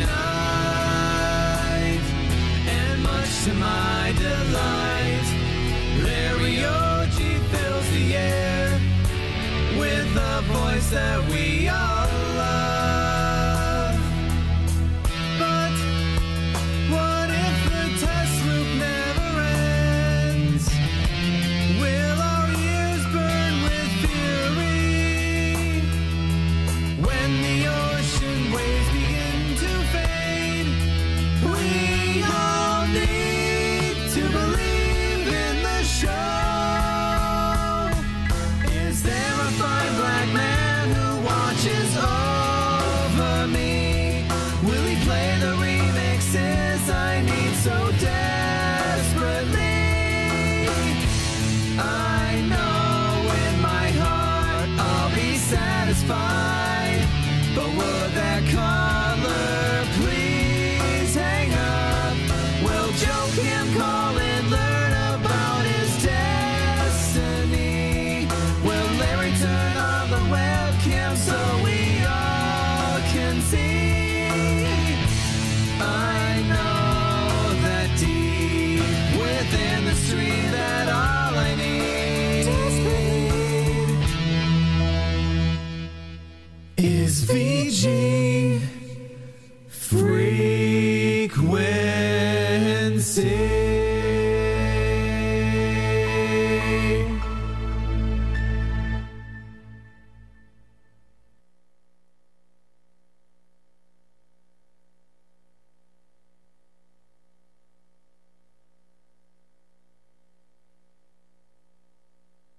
All right, hey there. Well, this is is this the after show? Not really, because I'm gonna get to editing, and I'm very tired. I have about 4 hours to edit this all. Shouldn't be too hard, but I talk a lot, so ha ha ha. I'll check that out anyway. All right, let's see. Let me just get on the IR sizzle. What a good show. I mean, if you didn't know any better, I like to talk. I'm comfortable doing it. Doing it. So anyway, but let's see here. After show. Well, I mean, I'm not doing anything long. Cool. Anyway, so CompuFox is mentioning you can go to studio-compufox.de/torrent to get the torrents and stuff. But don't worry, just link to it on the main page. Nobody's gonna copyright you anything. Don't worry about it, dog. It's cool. But let me see here. Okay, well, I'm done with the show. Man, that's different, dude. Welcome to the other side. Well, all right, let's see. I'm in there. Let me get on the IR sizzle and see what the hell. Just see what the hell Sadorf is talking about. Sadorf? Yeah, right. Let me see here. 1 second here. Okay. Sorry, just doing some quick editing here. Okay. Yep, just get rid of that. And, oh, oops. Let me connect to that IR sizzle. Sorry about that. Okay. Nah, who's calling? I don't want a phone call. I'm tired, and it's just gonna not make me be able to edit. So no call. No call. I'm tired. Sorry about that. I'm gonna sound like a douche. 218. Oh man, it's Flick. Oh man. Okay. All right, man. Sorry, I don't want to be a douche or anything. Hold on a second there. All right. No, Chris, what's going on, bro? Not much. Just wanted to say hi one last time. Oh, hello. Oh, hello back. I'm really tired. I'm sorry to keep you up so long, man. I don't care. I mean, you know, but I figure it's my last chance to say anything, so. True. Yeah. True. Let me, well, it's definitely a good run for you. Oh, thank you. Thank you. You're welcome, Larry. Hopefully I can get paid or something and make that money doing the same stuff. Probably not going to get paid with cash. Maybe with sexual favors or something later. Who knows? Man, that's no good. Hold on a second. I'm getting this Sadorf mix, by the way, but then I'm not playing anything else because I really got to edit and get done with this crud. I think I really need to go to sleep because I think I have to be to work in like 2.5 hours. Oh. Yeah. Damn. Oh, sorry about that. Okay. No, I mean, go ahead and, you know. Wanted to show my dedication to Larry Oji at VG Frequency. It's so cool, Larry. What? What? I don't even know what that meant, dude. All right, man, but I'll let you go, man. But hey, man, I really appreciate the finale song and you know, just for doing all the cool bumpers and all that good stuff. Hey, no problem. It was fun stuff to make. All right, thank you, man. Yeah, keep in touch and get a cell phone. All right, man. I'll probably get it. Believe me, I'll probably be stuck, dude. DC, there's really not going to be any way I can avoid it. So we'll see, though. All right. Well, you take care, man. All right, man. Thanks a lot, bro. Yep. Bye. All right. See ya. All right. Yo, Fleek right there. Let me, okay, wait. Did I get this thing? Actually, while I'm at it, let me get the, done deal. Let's see here. Let me just hook it up with this Lion Tamer sound pack from Antonio Pizza. This is hot. And let's unzip Sadorf's thing. Oh, okay, it's MP3 already. Sorry about that. I don't know. I saw that FTP looking address. It didn't look like a .mp3. Oh, let me see here. Okay, let me just check 1 second here. Actually, let's go ahead and play this joint. What is this called? Quattro Adventure Super Robin Hood Mix of Thieves. Is this supposed to hit OCR? Let me see this joint. All right, hold on a second, guys.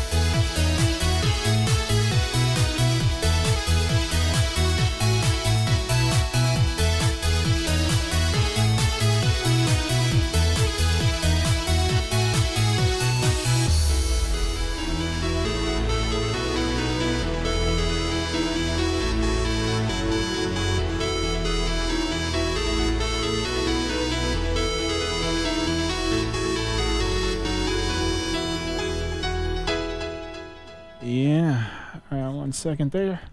Yeah, hello, caller. What do you got, WMR? Yes. God, turn it off, Larry. My fucking ears. It's over, dude. It's over. All right, let me see here. All right, yeah. Oh, man, now I got to sit down and edit this thing. Show turned out to be about, like 4.5 hours, so. Well, you can at least cut like 5 to 10 minutes because of the, dead air. That's fine. Yeah, I know. But it's still going to be annoying to go through, so many songs and have to, edit everything. But I do have all of the back episodes edited. Woo-ha. So finally. Yeah, I know, finally. So how do you get it to me? We'll figure that out. I told you, send me CDs. one day at a time. I wish I had a DVD burner like you have, though, because that would be a lot more convenient. It's finally about time that you get a DVD burner. Yeah, I know. I mean, maybe a friend of mine has it, so I'll see if I can gank hers. So. Okay, why not do it this way? You move over to DC, and you start in a studio like you wanted to. You build your own studio at home. Start another radio show. And yeah. It costs millions of dollars to even get an FM signal. FM, dude. I'd rather do satellite radio, which is what I'm gunning for. Okay, FM signal is damn expensive, but I mean, if you go the internet way, like every other of us radio hosts or whatever. How do they make the money though? So it's difficult. I mean, you have to try and find a profitable setup within the internet where people can always go elsewhere for free. So. Well, I mean, if you have a regular job anyway and you do VG frequency in your spare time, what about that? Yeah. Well, I mean, I'm seeing what I can do to get in the industry, and we will see for sure. I might as well see if I can get paid and do what I want to do. So. Yeah, we'll see. Well, imagine this. Larry Oji in Washington, D.C. doing a radio show about video game music. Yeah, what about it, man? That's what I hope to do. Has only one major problem. Well, two. The first problem is copyright issues, and the second problem is you're not allowed to swear on the air. Well, okay. Copyright issues. I probably wouldn't be playing any, OC remixes or anything like that. But, I could always figure out how to, do the legalese for that one. I'd mostly be focusing on professional releases. Well, but I thought that's the point of VG frequency going... Well, I mean, fan productions. Well, I mean, that's part of the point, but at the same time, the legalese, Plus the amateur stuff isn't as... it's not professionally produced. It's not made to radio standard and all that kind of, nonsense. So I mean, you would know about that. You would know more about the radio standard as an engineer. Well, half of the tracks are surely capable of radio, and as you did it for yourself, you have a laptop standing around, and that stuff goes. Yeah, but they want waves. You know what I'm saying? They want CD quality. They want pristine quality. They don't want 128K BPS. Do you have any idea how radio stations work lately? What? Just cribbing some MP3s and stuff? Yeah. Yeah.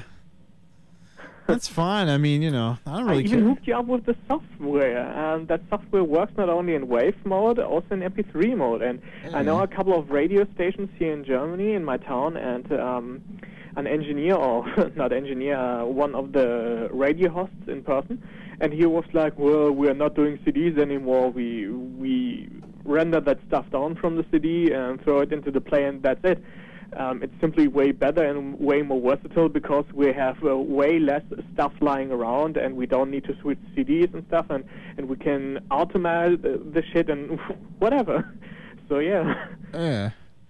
Well, I mean, I'd have to see, but also, the second portion of the, we don't allow swearing on satellite radio. There's no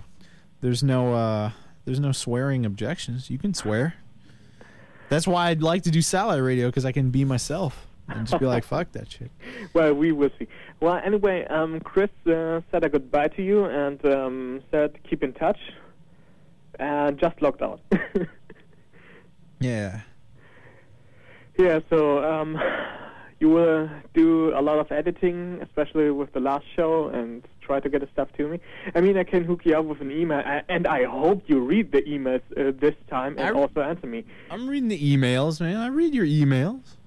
Well, okay, you read my emails, but you don't answer.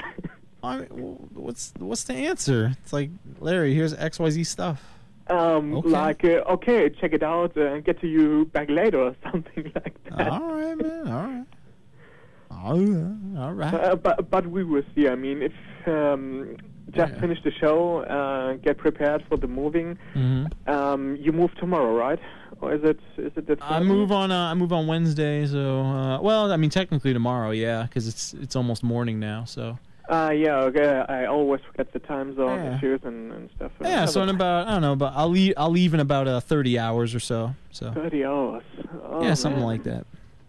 So Paige already found an apartment over there? Yeah.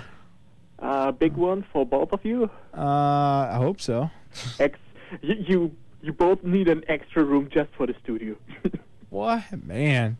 Well, I'd rather take advantage of XM Studio. So. Well, I can't get rid of the idea with the material I posted you earlier. You know, the listing of I know, what but equipment you know. get and Well, you know, let me get some sort of job. Okay, job comes first. And not scummy wage job, but some real shit. So. Well, I guess I speak in behalf of the whole community if I say, and I wish you good luck for your future. I mean, you're doing this for years now. Is it since 2003, I guess? Yeah, that was the first very first VG Frequency. Yeah. Yeah, and I came to VG Frequency around 40 or 50, around that time, and since then I stick to it, helped out. Gave you torrents, whatever. Yeah. Long time. Really a long time, if I think back about that. No doubt, man. Yeah, I guess it was end of 2004 that I joined. Yeah. Way too long ago. I mean, we were really miss VG Frequency. VG Frequency was the light at the end of the road at weekends, The only negative side on it was that you did the show for the other half of the planet on way impossible times. I mean, you started 10 p.m., which was like 4 a.m. in Germany. Yeah. Or it's 2 p.m. now, which is totally impossible for you. But then again, it was like, including DST, it was 9 a.m. for Germany. Yeah. Which was cool, but still, the time zone issues. I mean, I had the problems by myself while doing Crimson Moon. Yeah. And this was also one of the reasons I stopped doing Crimson Moon. Along with a couple of other reasons, but whatever. So if you start a show again, be sure to do it sooner this time. Well, yeah. I mean, sure, I don't have a problem doing that, but Well, again, I'll have to see what I can do. Mm. But first of all, you have to find a job and get established back again, and maybe start the thing anew end of 2006 and ever. Yeah. And in the meantime, we can listen to other radio shows like Nitro Game Injection, Fusion Radio, Very Good Music, and all the stuff that is playing along the week. Even a podcast, VG DJ, maybe another one does a podcast. Hey, why are you not doing a podcast either? Well, I mean, it's just about time to get paid. It's about time to do it professionally. So. Well, you can start doing podcasts on a payment base. Well, like $1 for the podcast each week or so. But remember, again, people can get stuff for free. So what makes it different that you're going to pay me? So. Stuff makes it different if you go for interviews, for example, or exclusive bonus stuff that will be released a couple of months later. Like we did yesterday with Crown Symphonic Special Edition, for example. Yeah. Well, this might be one solution, but if you say, okay, I want a regular job at a radio station first, I mean, why not? And do VG Frequency in your spare time. But then again, I know it for myself. If I go the music way now, and music was always my hobby, And if I go the professional way now, which seems to be the only option left at the moment, if you look at Germans' issues about jobless people and stuff, so yeah, it's the only thing you can do. So you make your hobby to a job, and if you work 24/7 on your job and want to go back to your radio show or making music on a hobby base, you totally freak out after a while. At least it's what I would do. Well, it depends on you. I mean, we will see you. You didn't even move yet, and VG frequency is only over for a couple of minutes now, so... Yeah, dog. We're already talking about the future, and it didn't happen yet. Yeah, well, we'll have to see. I mean, we did that last time, too, if you can remember. Yeah, but, but I had it nice and open to move back to Atlanta, so I definitely don't have that anymore now. Huh? So, we'll see. You're going away from Atlanta, first from New Haven to Atlanta, and now from Atlanta over to Washington, D.C. Yeah. I say it's a step up. I like to see how I can handle it there. But I better go though, because now the recording is hard limited, and I got to get started on this editing so I can leave by 11 o'clock. About 4 hours and 15 minutes. You mean 11 a.m. Yes. So yeah, I guess don't hold you off any longer and stuff, so that you can get done and sleep at least a bit till you move. Yeah. I mean, you're up for over 30 hours again, is it right? Yeah, I know. I'll get a nap in there somewhere. I don't really care. I'll have more than enough time to sleep when I get to DC, so. Dude, you're a frigging prodigy, you know that? I try, man. I just, I'm dedicated. Yeah. You're a monster. You're doing this all for us and all for free. And all we can do is bitch and whine that you don't do a show for us. Well, yeah. Well, admit it. You like that. I mean, you like that we bitch at you. Admit it. Of course. Yeah, right, dude. Masochism, right. Well, Go for it, sport. Anyway, so, yeah, like the last time, thanks again for staying with us, doing over 85 awesome shows, special shows not included, and .5 shows and .99 shows and whatever. Yeah, and probably 100 shows. Okay, let's say around 95 or so. Yeah, okay. And yeah, we really hope that you will stick with us and maybe restart VG Frequency, maybe under a new name, maybe under a regular, possibly having a radio show in Washington, which is unfortunate for us because the international listeners can't listen to you unless they have a satellite connection and special payment cards and whatever. Well, I mean, you can listen through the internet. If it is streamed via the internet. It is. Okay, it's a possibility. Yeah, so we'll see. But it's $8 a month, so. Okay, this is an issue I would think about, but like I said, we will see if that even happens. Yeah. All right, man. Well, I better get to this crud. But Roland, man, thanks a lot for your help and spreading the show and just helping me out. Of course, like you saved episode 60 with that emergency recording that you had. I even did an emergency recording tonight, but yeah, whatever. Yeah. It was fun to help you out and stuff. So maybe I can do this for Nitro Game Injection. I mean, Kyle asked me a couple of months ago if I could host his old shows as torrent and stuff, and we will do that in the next month. And I guess if Kyle really takes the slot, I will help him out with the same timetable as I did for VG Frequency. But this time I asked him to put it in the main post so that everybody can read it and stuff. Yeah. Or we can finally start the idea that we had while VG Frequency was first stopped and finished, like doing a complete radio station on a web stream basis and whatever. I mean, this is all stuff that is maybe coming up in the future. We don't know. We will see. I mean, 2006 is still long, and a lot can change. You know that for yourself. Yeah. Well, we'll see how it goes, That's for sure.